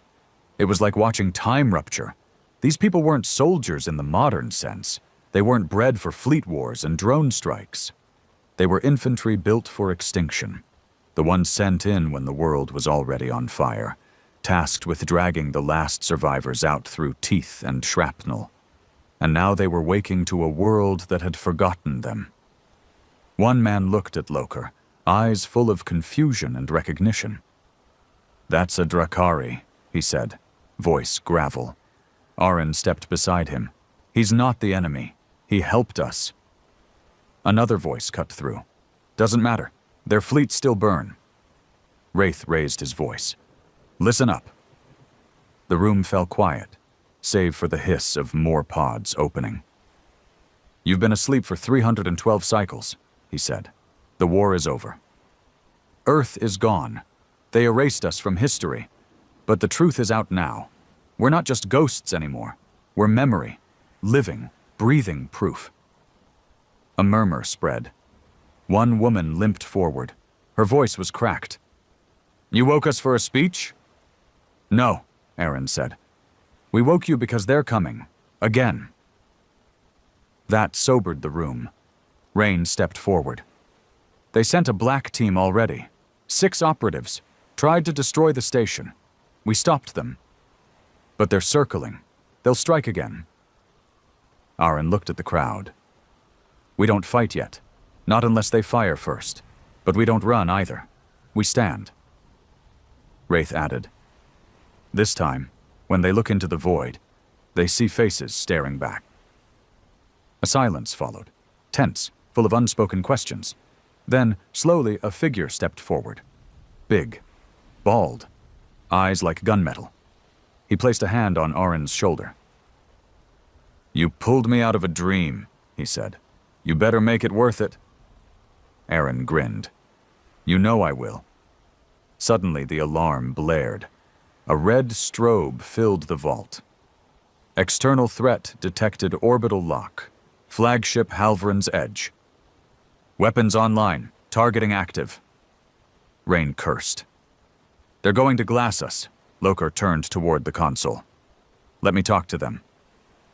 "No," Wraith said. "They already chose." Aaron was silent. He walked toward the central chamber, climbed the stairs, and activated the command uplink. Communication. Request broadcast only recipient, Drakari High Command. He spoke, calm and clear. "This is Aaron, survivor of Red Sky. You know my name now. You know my face. You've seen what was buried. He paused. I won't threaten you. I don't have to. Because you're already afraid. Not of our weapons, not of our ships, but of our memory. The screen showed no reply. Just a countdown. Strike window. Zo os owo. 15. Locke acquired Wraith turned to Rain. Can the station survive it? Not without shields. Not a direct hit. Loker clenched his fists. Then we die. No, Aaron said, eyes never leaving the screen. Then we live forever, one way or another. Strike window. 0, 0, 0, 0, 5. And then the console blinked. Incoming signal. Override priority level. Alpha source. Civilian channel. ID. Vera till Lokar shouted. She made it! Rain hit the receive key. The screen changed. Dr. Vera Till appeared, face pale, wind in her hair from whatever dropship she was inside. I have override authority, she said breathlessly. I've activated an emergency diplomatic freeze. No fleet is authorized to fire, not without review. The countdown stopped. Dead zero. Aaron finally smiled. Well, he muttered, it's about time someone listened. The silence that followed the aborted strike was deafening. The countdown vanished. The warning lights faded. But the tension?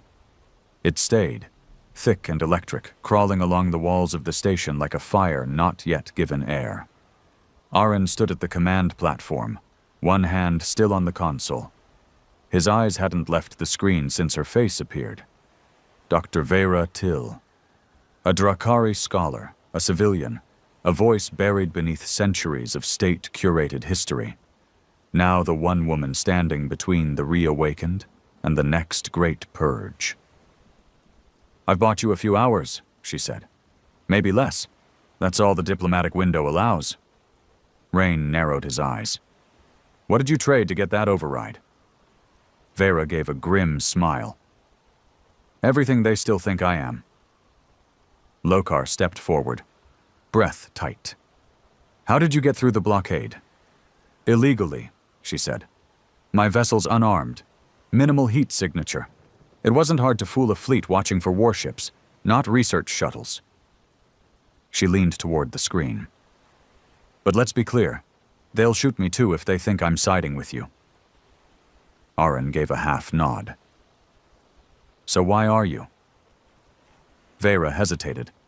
Because I've spent my life writing about dead empires. You don't look dead to me. She turned to someone off-screen, nodded once, then looked back. I'm 2 minutes from docking. Loker's voice cracked. You're coming in person? Yes, she said, because history doesn't change over comms. It changes in rooms like this, with people who should have killed each other a long time ago. Rain tapped the console. Docking port 3 is still functional. Aaron turned away, already moving. Get it ready. Wraith watched him go. She's either a fool or the bravest thing I've seen in a while. Loker muttered. Maybe both. The docking bay was cold, dimly lit, and full of bad memories. Emergency lights pulsed in slow, red rhythm along the edges of the chamber. The air was tight, full of static, like the station itself wasn't sure if it wanted this meeting to happen. Aaron stood beside the inner airlock door, arms folded across his chest, while Wraith leaned against the opposite wall like a shadow waiting for orders. Rain monitored the manual pressure valves. Loker kept near the control panel, watching the radar. The outer clamps engaged with a heavy groan. Docking successful. Air pressure equalized. The interior door hissed open, and she stepped through. Dr. Vera Till didn't wear armor. No guards. No entourage, just a long slate gray coat over a deep blue bodysuit, data pads clipped to her hip, and a satchel across her shoulder. She looked like what she was, a historian, a scholar. The kind of woman who asked questions no one else dared to. And when she saw Aaron standing there, surrounded by soldiers from another century, she didn't flinch. She stopped 2 steps inside, nodded once and said, "So it's true. They saved you." Aaron gave a half smile. "You don't seem surprised?" "I'm not," she said. "They spent too much effort trying to convince us you weren't real." Wraith stepped forward, eyes sharp. "Why are you really here?" She met his gaze. "Because this moment was always coming. And if I don't help guide it, someone else will. Someone with a fleet and a finger on the trigger." Rain gestured to the hallway. "We don't have time for speeches. Come on." She followed them through the dim corridors, stepping carefully around exposed wiring, collapsed ceiling panels, signs of age and conflict. She noticed everything. The patches on Aaron's arm, the flickering glyphs etched into the cryovault door, the silence in the Warborn. Not confusion, but readiness. Lokar walked beside her. "I read your papers," he said quietly. "Back when I was in the academy." She gave him a sideways glance. "Didn't think they still allowed those." "They didn't. I downloaded them through restricted channels. Almost got removed from my post for referencing one in a briefing." Vera smirked. "Good to know I'm still dangerous." They reached the central chamber, the place where it had all started. The cryovault doors were open now. Men and women stood in scattered groups, some cleaning weapons, some whispering, others just staring into the middle distance like their minds were still catching up with the present. Aaron led her to the command platform.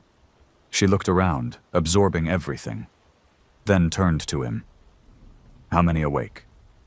83, Rain replied. "The rest are still in stage 1 recovery." She nodded.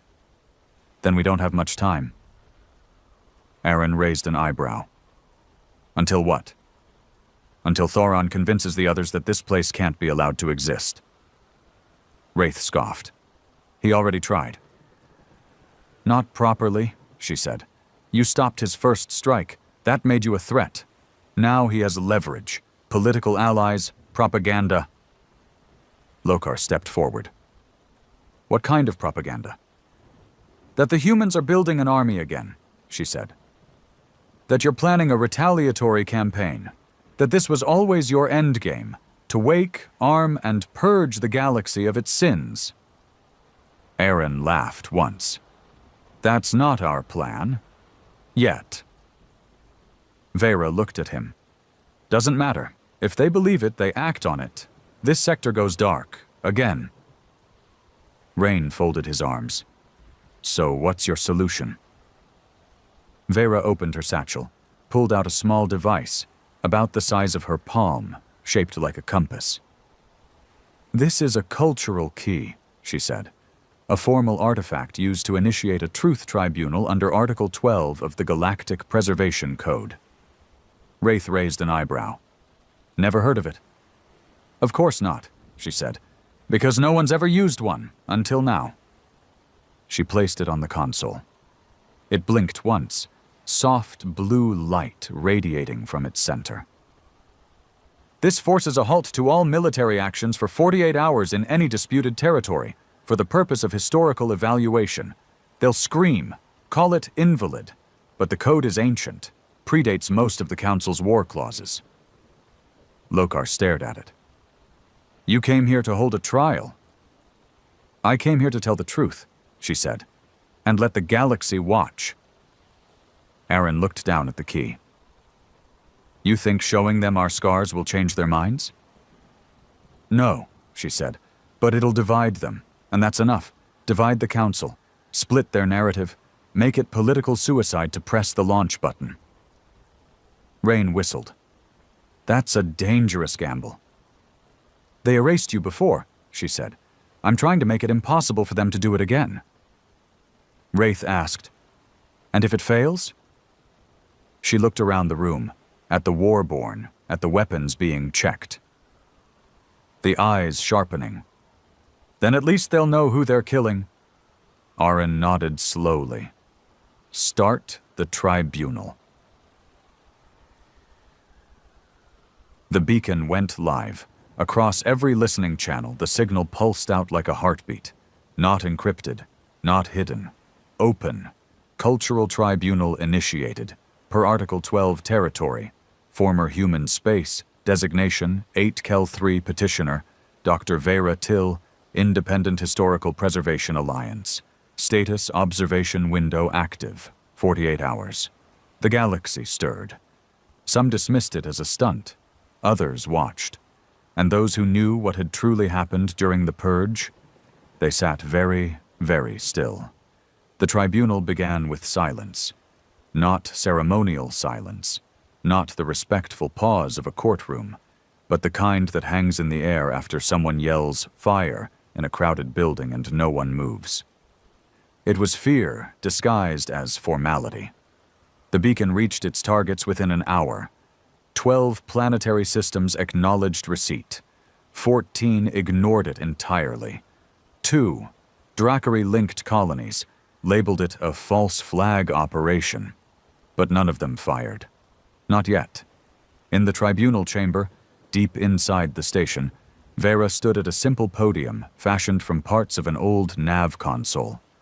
No marble, no banners, just rusted steel and flickering lights. Aren stood behind her, silent and watching. He wasn't there to speak. He was there to be seen. Wraith stood near the door, weapon slung, eyes on the shadows. Loker sat near a low bench, fingers steepled, watching the feeds. Dozens of comm channels flickered across the main console. Observers, delegates, politicians, exiled historians. Some were here to listen. Some to find an excuse to shut it all down. Vera cleared her throat. "This tribunal is not about law," she said, her voice calm, controlled. "It is about memory, and whether a species has the right to remember its own extinction." No one responded. She tapped a control. The room darkened.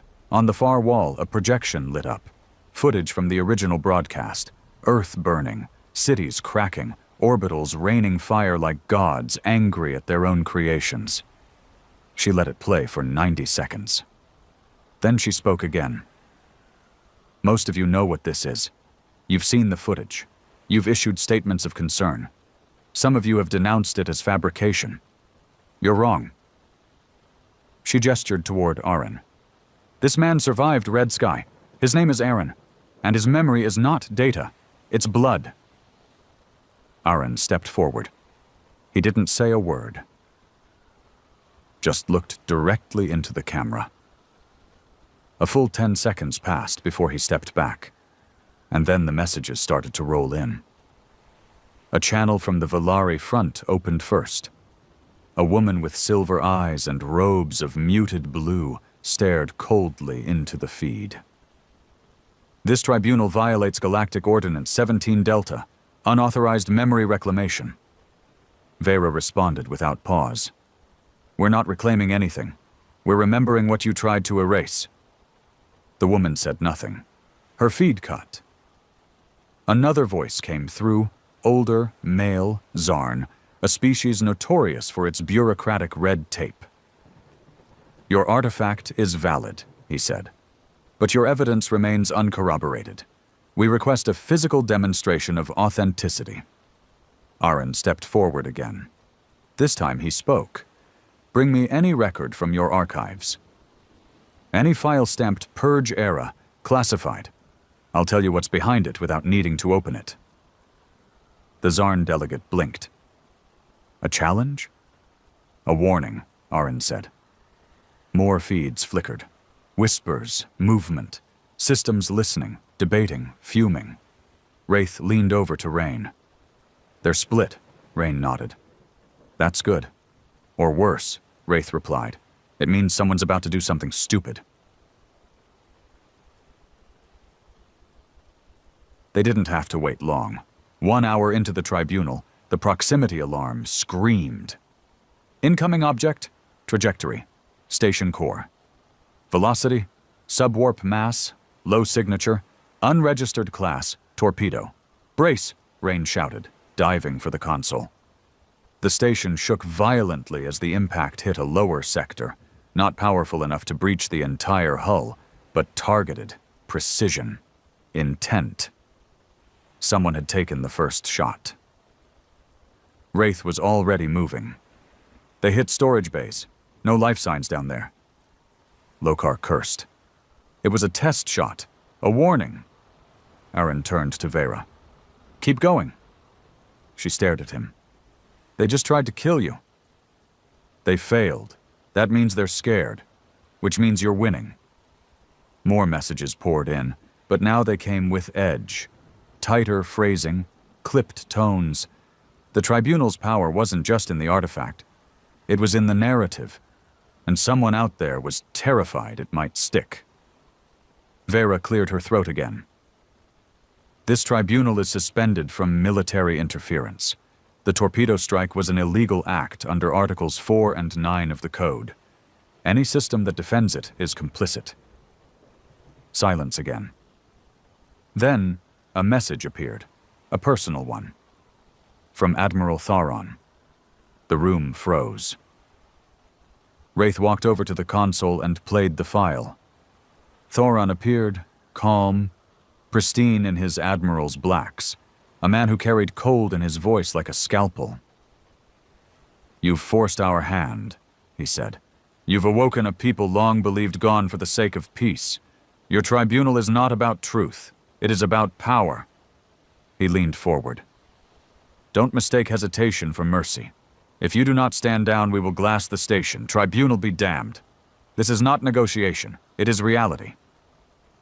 The screen cut. The message was clear. No more warnings. Rain spoke first. He's panicking. No, Wraith said. He's preparing a second strike. One the code won't cover. Lokar looked to Vera. Can we prove who fired the torpedo? Yes, she said, but it won't matter. They'll say it was rogue. Plausible deniability. Aaron stepped back up onto the podium. He looked into the camera. Didn't speak for 10 seconds. Then, you've tried to kill us twice in one lifetime. Both times you lied about why. You said we were dangerous. You said we were unstable. You said peace was only possible if we were gone. He leaned forward. You call this tribunal a weapon, but it's not. You are. Every silence you enforced, every record you burned, every child who grew up never knowing the sky they came from, that's your violence. Another pause. Pull the trigger. Glass us, again, prove us right. He stepped away. Wraith exhaled slowly. That'll make headlines. No, Rain said. That'll start a war. Vera turned to them. They're watching. Waiting. If they see a third strike, some of them will side with us. Maybe not publicly. But enough to fracture command. Lokar stared at the radar. Or they nuke us before anyone blinks. The station was quiet now. So quiet it felt unnatural. Every system strained under old power. Every camera fed into a dozen networks. Everyone was waiting. That's when Rain noticed it. A small ping on the radar, too small for a warship, too fast for a shuttle. Inbound signature, he said. Minimal power, internal broadcast frequency. Wraith moved closer. Identify. Rain scanned. It's her ship. Vera blinked. My shuttle? Someone's trying to remote trigger your engine core. Lokar's eyes widened. They're going to turn it into a bomb. Wraith bolted. Aaron followed. They moved through the hall fast, weapons drawn, breath sharp. If the shuttle detonated, even a low-yield explosion could destabilize the docking port. Pressure breach, hull collapse, fire. They reached the bay in seconds. A figure was already there. Thin, covered in dark cloth, crouched by the shuttle's open interface panel. Wraith raised his weapon. Don't! The figure turned, not military, civilian. Valari, skin pale and translucent, hands shaking. Aaron stepped forward. Why? he asked. The Valari didn't move. You're not supposed to be real. We are. You'll bring the war back. No, Aaron said. We'll bring the truth. The Valari stood slowly. It doesn't matter. It's too late. He tapped something. Wraith fired. The shot ripped through the Valari's chest. He dropped, instantly dead. Rain's voice echoed in overcoms. Core's still hot. Shut it down now. Aaron was already moving. He knelt beside the panel, eyes scanning code he hadn't seen in centuries. His hands moved fast. Instinct, muscle memory, terror. He found the line, rerouted power, overrode the ignition. The core powered down. Seconds later, the whole bay exhaled, like a lung released. Wraith stood over the body. No insignia, he said, but this was sanctioned. No way he got through the blockade alone. Aaron stood. Then we tell the galaxy that, too. Back in the tribunal chamber, Vera played the final piece of footage. The body of the Valari saboteur, the override code, the proof that someone tried to blow up the station from inside. Silence followed.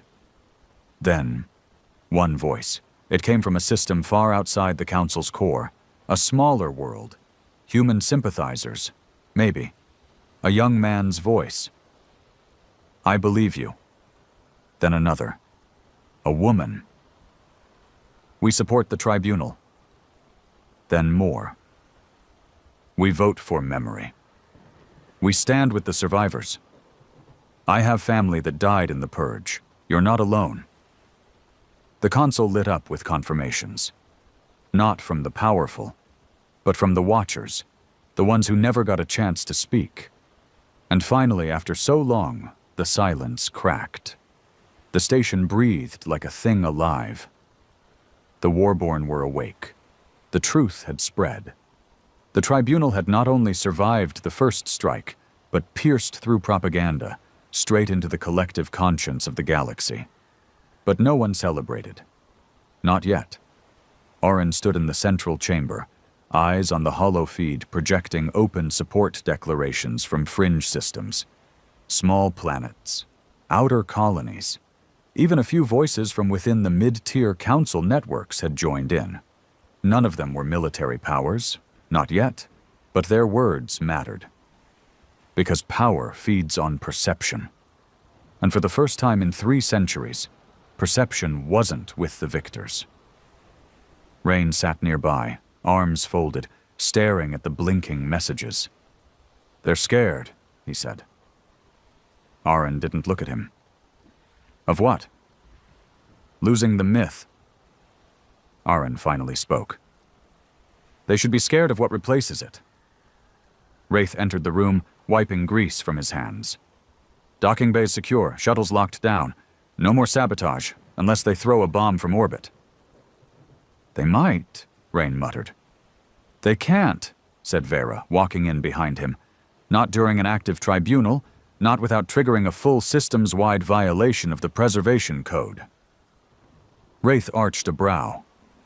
You really think they care about codes anymore? They care about what breaking them looks like on 1,000 screens, she replied. Lokar stepped in through the other side, nodding toward Aaron. They've stopped the countdown. No active targeting pings in the last 40 minutes. Aaron gave a small, dry laugh. So they're thinking again. Dangerous habit. But even as he said it, his eyes never left the feed. The words on the screen weren't weapons, but they had weight. Dozens of worlds, hundreds of signatures, petitions, public declarations, calls for transparency. And beneath them, just out of sight, power was panicking. Because the narrative was slipping. The council couldn't claim the tribunal was staged, not with live feeds embedded directly into its own communication protocols. It couldn't silence the Warborn anymore. Not when Aaron stood on a screen speaking truth with the calm fury of a man who had nothing left to lose. And worse, it couldn't fire without confirming everything the humans were saying. Wraith stepped beside Aaron. Something's coming, he said. Aren turned. Another strike? No, Wraith said. A pivot. He was right. It came as a formal request. Council communication. Level 1 priority request. Representative entry to Tribunal Station. Sender, Moral Kez. Drakari Civic Council, not Thoron, not the military. This was a political figure, the kind that didn't speak without first counting every possible cost. Vera stared at the screen. Kez is dangerous, she said. Not because she lies, because she's good at telling parts of the truth. Rain exhaled. She's trying to end it before it starts. Aren frowned. And what? Wraith looked at him. You. A pause. Then Aren said, let her in. Lokar looked uneasy. She'll twist this into an apology tour, offer reparations, use you as a moral prop, and then bury the tribunal with a signature and a speech. I know, Aren said, and I want the galaxy to watch her try. 2 hours later, Moral Kez stepped into the tribunal chamber. She was dressed in understated grays, no insignia, no guards, like Vera had been. But the energy was different. Kez didn't walk into the room like a guest. She walked in like she already owned the story being written. Aren met her in the middle of the chamber. No handshakes, no welcome. Kez, he said. Aren, she replied, her voice smooth, practiced. You look, well. I was frozen. A convenient excuse to age well? The tension was immediate. Rain and Wraith flanked the room, weapons holstered but ready. Vera stepped forward. This tribunal is ongoing. You are not here to issue verdicts. Kez smiled. Of course not. I'm here to offer closure. Aren cocked his head. Closure? A formal apology, Kez said. On behalf of the Drakari Civic Council. A declaration of regret. A commitment to acknowledge what happened, and begin reparations. Lokar flinched. Even Vera hesitated. But Aren... He laughed, a short, bitter sound. That's it? He asked. You show up after 3 centuries of genocide denial with a regret stamp and a few coins, and think it closes the wound? Kez didn't blink. It's the best we can offer while keeping the peace. Wraith spoke. What you mean is, it's the best you can offer without admitting what you did was deliberate. Kez turned to him, smile sharpening. You were always a difficult one. I remember the children in the Enoch vault, he said. Do you? That silenced her for a second. Aren stepped forward. You don't get to wash this away, he said. Not with grief, not with guilt. You knew what you were doing. You built your golden age on our bones. Kez's voice hardened. And you want revenge? No, Aren said. I want truth. In every school, every archive. I want statues torn down. I want the names of every commander who signed the purge etched in walls as war criminals. I want the next generation to grow up ashamed of what you built. Kez stepped closer. You won't get that. The galaxy can't survive it. Aren's eyes didn't waver. Then maybe it doesn't deserve to. Kez stared at him for a long moment. Then she turned to the cameras. The Council acknowledges the loss of Earth as a tragedy, she said. But we cannot, and will not, allow history to be rewritten through trauma. We must look forward. The projection ended. Her feed blinked out. She walked from the station without another word. Wraith was the first to speak. She came to deliver a coffin, wrapped in apologies and sealed with lies. Aren stared at the empty screen. Then we bury her words next to the truth she tried to smother. Vera looked pale. They'll strike now. She gave them permission. Diplomacy has failed. Lokar clenched his fists. So what do we do? Aren turned slowly and said, We show them what a second purge looks like when the victims aren't sleeping. Wraith looked toward the cryo vault. All of them? All of them, Aaron said. We're done waiting. If they want to silence us again, they'll have to do it in full view of the galaxy. Vera hesitated. They might. You understand that? I hope they do, Aaron said. Because the only thing more dangerous than awakening 400 Warborn is proving to the galaxy that they're willing to kill us all again.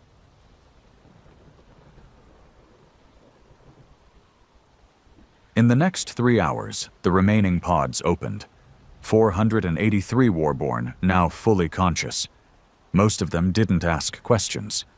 They looked around, saw the weapons, saw the stares of strangers, and fell into step, like sleep hadn't paused them, only sharpened them. Wraith briefed them. Aaron rallied them, and Vera prepared the final broadcast. A last message, not a threat, not a plea, a reckoning. There was no ceremony, no anthem, no flag, just a camera, a feed. A room full of soldiers who had once fought with their fists, their fire, and the desperate conviction that even if they died, they wouldn't disappear. And now they were awake again, not to reclaim their glory, but to remind a galaxy that truth doesn't die in the dark. The broadcast began in silence. Every major system received the pulse. Council networks, trade outposts, planetary media. Some scrambled to block it. Others tried to quarantine it. But it was too fast. Too raw. Too wide. It couldn't be stopped, not this time. Aaron stood in the center of the tribunal chamber, back straight, arms at his sides. The Warborn lined the walls behind him. Vera stood near the camera, monitoring the signal. Wraith flanked the door, ever silent, ever watching. Lokar remained off-screen, but close enough to feel the moment changing everything. Aaron waited 10 full seconds before speaking. Enough time to make the most powerful people in the galaxy squirm. Then, "My name is Aaron. No title, no rank, just the name they tried to bury. I survived the fall of Earth. I walked through the fire they called peace. And I remember." He took a breath, not for drama, but to make sure every word came out unshaken. "You've seen the images. You've read the reports. Some of you have sent condolences. Others have sent warships. But none of you have ever looked us in the eye." He gestured to the men and women behind him. "These are the Warborn, the last generation bred not for conquest, but survival. Not for victory, but for witness. And today, we speak not to governments, but to people." He stepped closer to the camera. "You've been told we were dangerous. That Earth burned because we couldn't be trusted. That the purge was a necessary measure to save the galaxy." A pause. "They lied." He activated a data feed. Dozens of screens behind him lit up. Footage, testimonies, classified files leaked during the tribunal. Drakari Internal, Red Sky Target Package V09 Directive, Non-Combatant Neurodisruption, Xarn Archive, PsyOps Media Coverage. Plan Council Memo, to Post-Purge Educational Rewrite. Each one proof that the extermination wasn't a tragedy. It was a strategy. Aaron turned back to the lens. "You told your children we were monsters.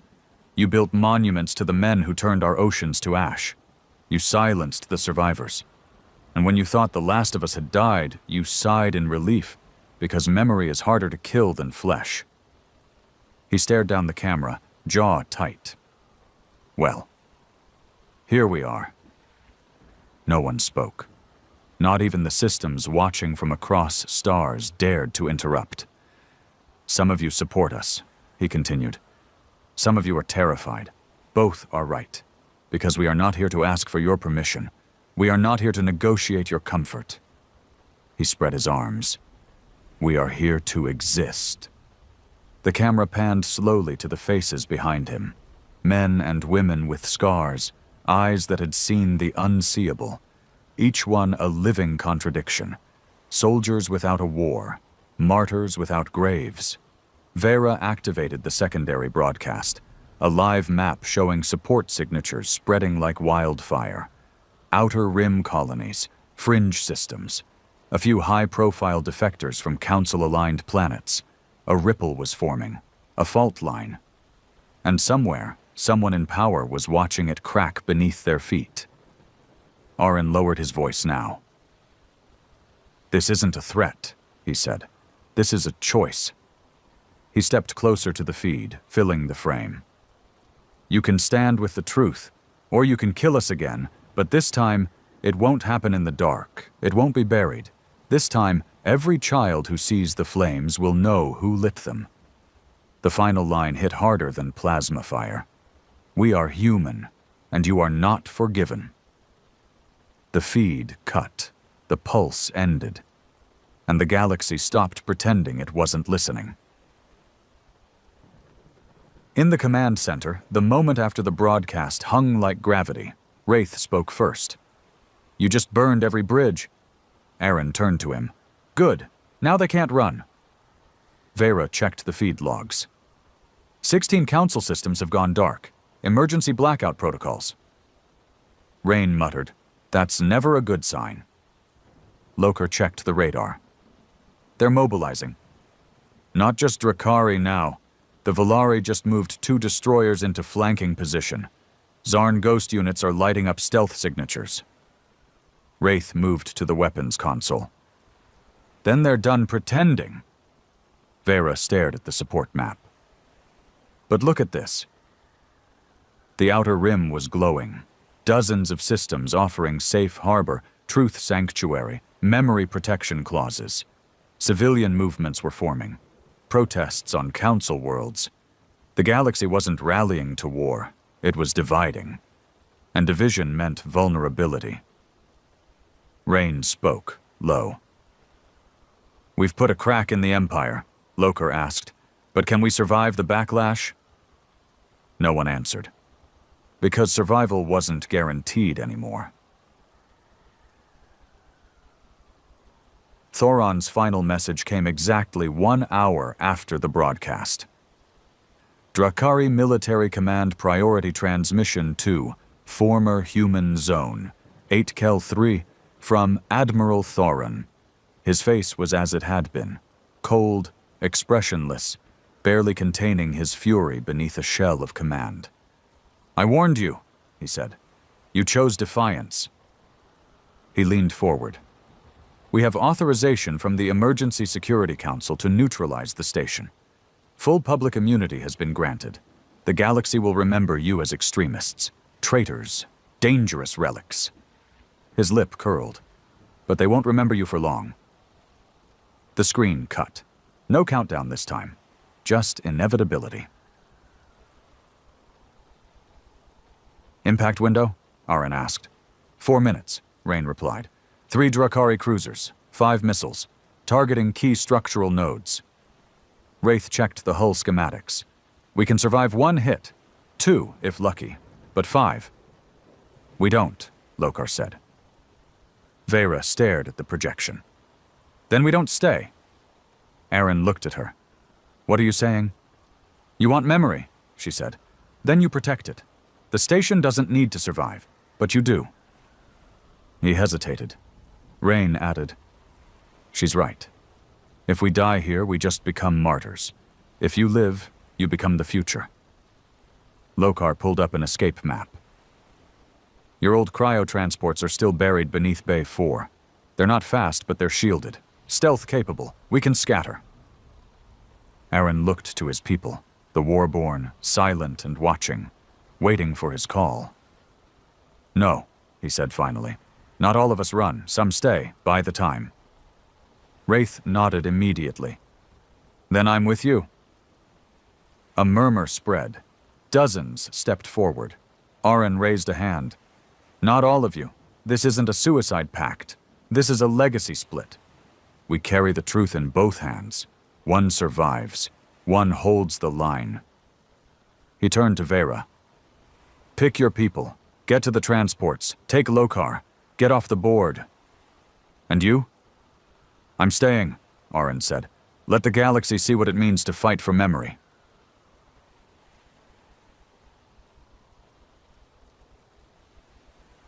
The Warborn split cleanly, half moved with Vera, rushing through crumbling corridors toward the buried transports. The rest sealed the blast doors, locked in place. Wraith activated the old defense turrets. Shields at 20%. Weapons are antique. Aaron smiled grimly. So are we. The station shuddered. The first missile hit. The station buckled under the first hit. Steel groaned like a wounded animal. Pressure alarms screamed across multiple decks as the impact flared through the midsection, the old docking arm, vaporized in a pulse of white light. Fire licked the edges of the breach before the containment doors slammed shut. Aaron didn't flinch. He stood in the command center, boots planted, voice calm despite the chaos. Status. Wraith checked the terminal. One missile hit the old bay. No secondary explosions. Defense grid absorbed 20%. 4 more inbound. 2 locked onto life signatures. Us. Exactly. Aaron nodded. Let them come. The lights flickered as the station rerouted power. Half the corridors went dark. The cryo vault glowed like a tomb again. It felt fitting. This wasn't a battle for victory. It was a message written in blood. He turned toward the remaining Warborn. Just under 200 now, scattered across the inner decks. Each one armed with decades-old weapons, some half-rusted, others patched together from scavenged tech. But none of them looked afraid. They'd already died once. Dying again wasn't the hard part. Being forgotten was. Aaron opened the internal comms. "This is Aaron," he said. "The Drakari are here. Their first shots just landed. They want to erase us. Again. They want to make the past disappear." He paused. "Let's make sure we don't go quietly." Across the decks, the Warborn roared. Wraith grinned. "You always did love a dramatic line." "Wasn't for them," Aaron said. "It was for the cameras." On the other side of the station, the escape was already in motion. Vera led a group of 30, historians, techs, surviving Warborn, and Lokar, through the lower shafts. The buried transport pods were ancient, but intact, hidden behind false walls older than most council members. Lokar helped activate the systems, hands shaking with adrenaline. "Cloaking field's fried," he said, "but we can go dark." "Will it hold?" Vera asked. "For long enough?" She looked back down the corridor, toward where the impact had hit. Smoke now filled part of the shaft. "Arn's still up there." "I know. Why didn't he run?" Lokar didn't look up.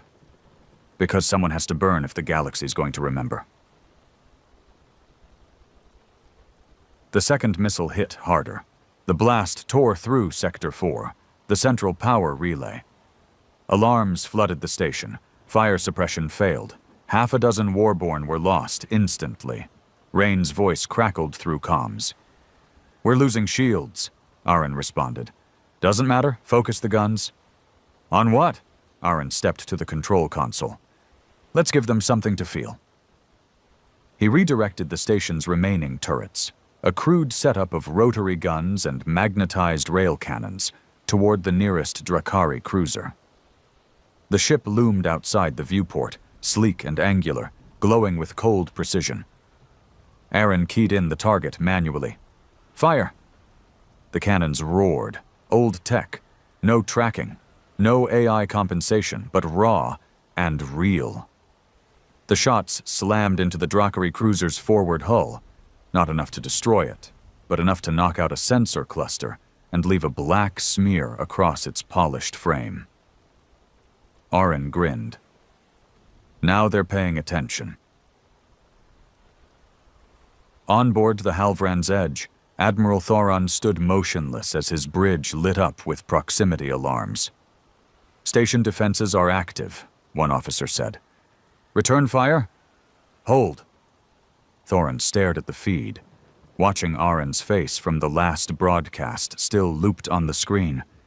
He could feel the narrative slipping, and he hated it. "These aren't soldiers," another officer said. "They're symbols." Thorin turned. "Then we destroy the symbol." He opened a private channel. "Deploy the sabers. Get me confirmation of transport ejections. Intercept. No survivors." Back on the station, the third missile landed. This one breached the rear communications array. A fireball ripped through the long hall. Bodies were vaporized. Steel tore like paper. Aren was thrown backward against the wall, blood smearing the console he'd just stood at. He coughed, staggered up. "Report." Wraith's voice came back, tight. "Comm tower's gone? Broadcast's down?" "No, it's not," Aren said, limping back to the console. "Reroute through the observation deck's public channel. That only hits local systems." Aren's hands moved quickly. "We patch it through the autodock network. Old Civ protocol. It'll bounce through every public beacon in 3 systems." Wraith paused. Then, "You think of everything?" "No," Aren said. "Just the parts they try to forget." In the escape pods, Vera's shuttle detached from the station's underbelly. 3 others followed. No lights, no beacons, just heat-suppressed hulls and desperate silence. Loker sat at the controls beside her. "We're clear." "Not for long," she said. "Thorin's watching the exits." A red light blinked. One of the pods behind them suddenly flared. A missile. The pod shattered. No scream, no signal, just a name lost to stars. Vera flinched. "He's picking us off." Loker spoke through clenched teeth. "Then let's give him something to chase." He punched the engines. The ship lurched forward, away from the station, not toward safety, but toward open space where they could scatter, vanish, or die trying. On the station, the 4th missile struck just above the cryovault. Steel bent inward. Walls collapsed. Aren was knocked down again. Blood filled his mouth. He spit it on the deck. Still alive. Barely. He crawled to the observation deck, Wraith helping him stand. Flames danced down the corridor behind them. The air smelled like melted wiring and loss. Aren staggered to the console, opened the mic. "This is the Warborn station," he said. "We are under attack. This is not a military post. This is a tribunal-recognized cultural archive." He coughed hard. Blood on his hands. "They're killing us again." He leaned against the console. "We won't survive this, but you can. The ones watching, the ones listening. Remember this. Don't forget it. Don't explain it away. Don't let your governments dress it in diplomacy." His voice cracked. "We were here. We lived. We told the truth." The console fried mid-sentence. The 5th missile was coming. Final impact. Wraith helped Aren to his feet. "There's nowhere left to run." "I wasn't planning to." Wraith looked at him. "You think they'll remember?" Aren nodded once. "They already do." Outside, the missile flared toward them. A single light in a sea of silence. The screen went black. No final image, no heroic music, no words, just static. And then, silence. That was the last moment anyone saw Aren alive. No confirmation followed. No final transmission, no corpse, just absence, and the fireball that marked the end of the Warborn station, swallowed in plasma and debris, floating above the dead coordinates once called Earth's shadow. For a few seconds after the explosion, the galaxy held its breath. Then the shouting began. The tribunal network was overwhelmed. Hundreds of feeds poured in. Civilian testimonies, academic replays, fringe colonies holding vigils. The words, "He told the truth," became a chant, a broadcast, a rallying cry. The council attempted immediate damage control. Admiral Thauron issued a statement within the hour. The strike was authorized due to escalating threats of militant resurgence from human revivalists. This action was taken with full support of the emergency protocols outlined in Section 19G. There is no war. Only peace through enforcement. It backfired. Mass protests erupted across the inner systems. Half the outer rim cut ties with the Council media block. Students in 3 sectors wore old Earth sigils and painted "Remember Red Sky" across their city walls. And in the silence that followed, something even more dangerous took root. Hope. Vera sat quietly in the dark corner of a worn-down bar on a drifting moon station in the Halleck Fringe, one of the few remaining safe harbors for war-born sympathizers. She watched the projection on the wall. Aren's final speech played on a loop. His voice, raw and steady, filled the smoky air. The patrons said nothing, just listened. Some drank, some cried, others just nodded. Because in that voice, they heard defiance, they heard truth. They heard the impossible, that someone had stood against an empire and made them all look. Lokar sat across from her. He looked older than he had days ago, as if the escape had burned years into his face. He held a data pad in his hand. "They're asking for your signature," he said. "On what?" "A formal declaration of posthumous recognition," he said. "They want to name Aaron the Keeper of Memory." She almost smiled, then shook her head. "No," she said. "We don't name ghosts. We live them." She looked back at the feed, at his last words. "We were here. We lived. We told the truth." Her voice cracked. He didn't want statues. He wanted them to remember what silence costs. Lokar nodded, then passed her the pad anyway. Even ghosts deserve something. She signed. Across the galaxy, fires kept spreading. But they weren't bombs. They were ideas. An old historian named Luotel Sarith, once banned for teaching forbidden human literature, returned to the university system in Sector Varn. His first lecture, History and the Lie of Safety. A coalition of Outer Rim colonies formed a new record trust, a digital archive built entirely from the Warborn's data. No filters, no edits. They named it the Vault of Blood and Sky. Even inside the council itself, cracks formed. 3 representatives resigned. 1 defected. 1 vanished. And on a far-off ice moon, a young boy, born Drakari, raised on council truths, found a burned copy of the human broadcast. He watched it 5 times in a row, then asked his mother why Aren didn't survive. She answered, "Because he refused to lie." The boy never forgot that. Wraith didn't die. His escape pod ejected seconds before the final blast, an automated failsafe he never knew existed. He woke in the debris field, half-burned, lungs filled with smoke, drifting in the dark. He didn't speak for days. When the civilian freighter picked him up, he didn't give his name.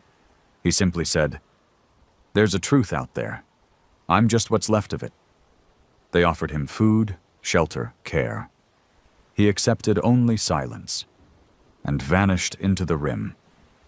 Some say he walks between shattered systems now, carrying old warborn data cores in a rusted satchel. Others say he's hunting the ones who signed the purge. No one knows for sure. But when his name is whispered, Wraith, it always follows a power outage, a hacked broadcast, or the sudden leak of another hidden file. He became a rumor, a revenant, and that's exactly how Aren would have wanted it.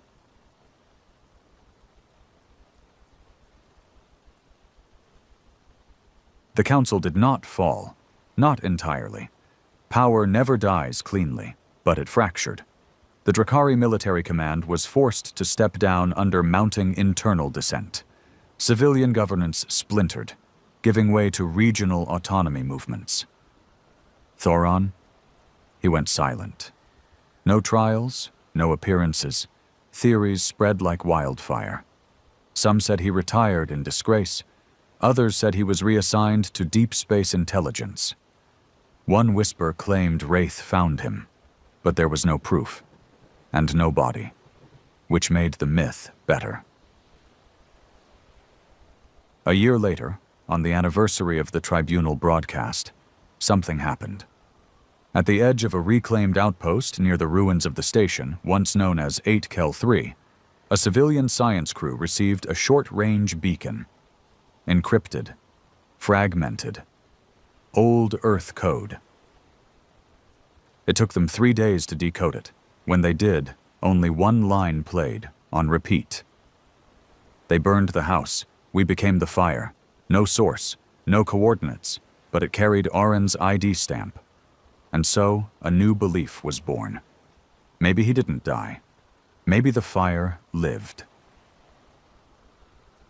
Vera stood alone on a cliffside platform on an outpost once banned by the Council, now repurposed as a memorial site. Below, the shattered pieces of the war-born station had been gathered. Not cleaned, not polished, just remembered. She looked out at the stars, spoke quietly to the wind. None of this should have worked. But it had, because silence is fragile, and memory is a weapon. So the galaxy changed, not with parades, not with victory, but with something rarer: truth. And long after the flames died, the stars still whispered, not of war, not of fear, but of the day humans stood in their grave and said, "We're not done yet."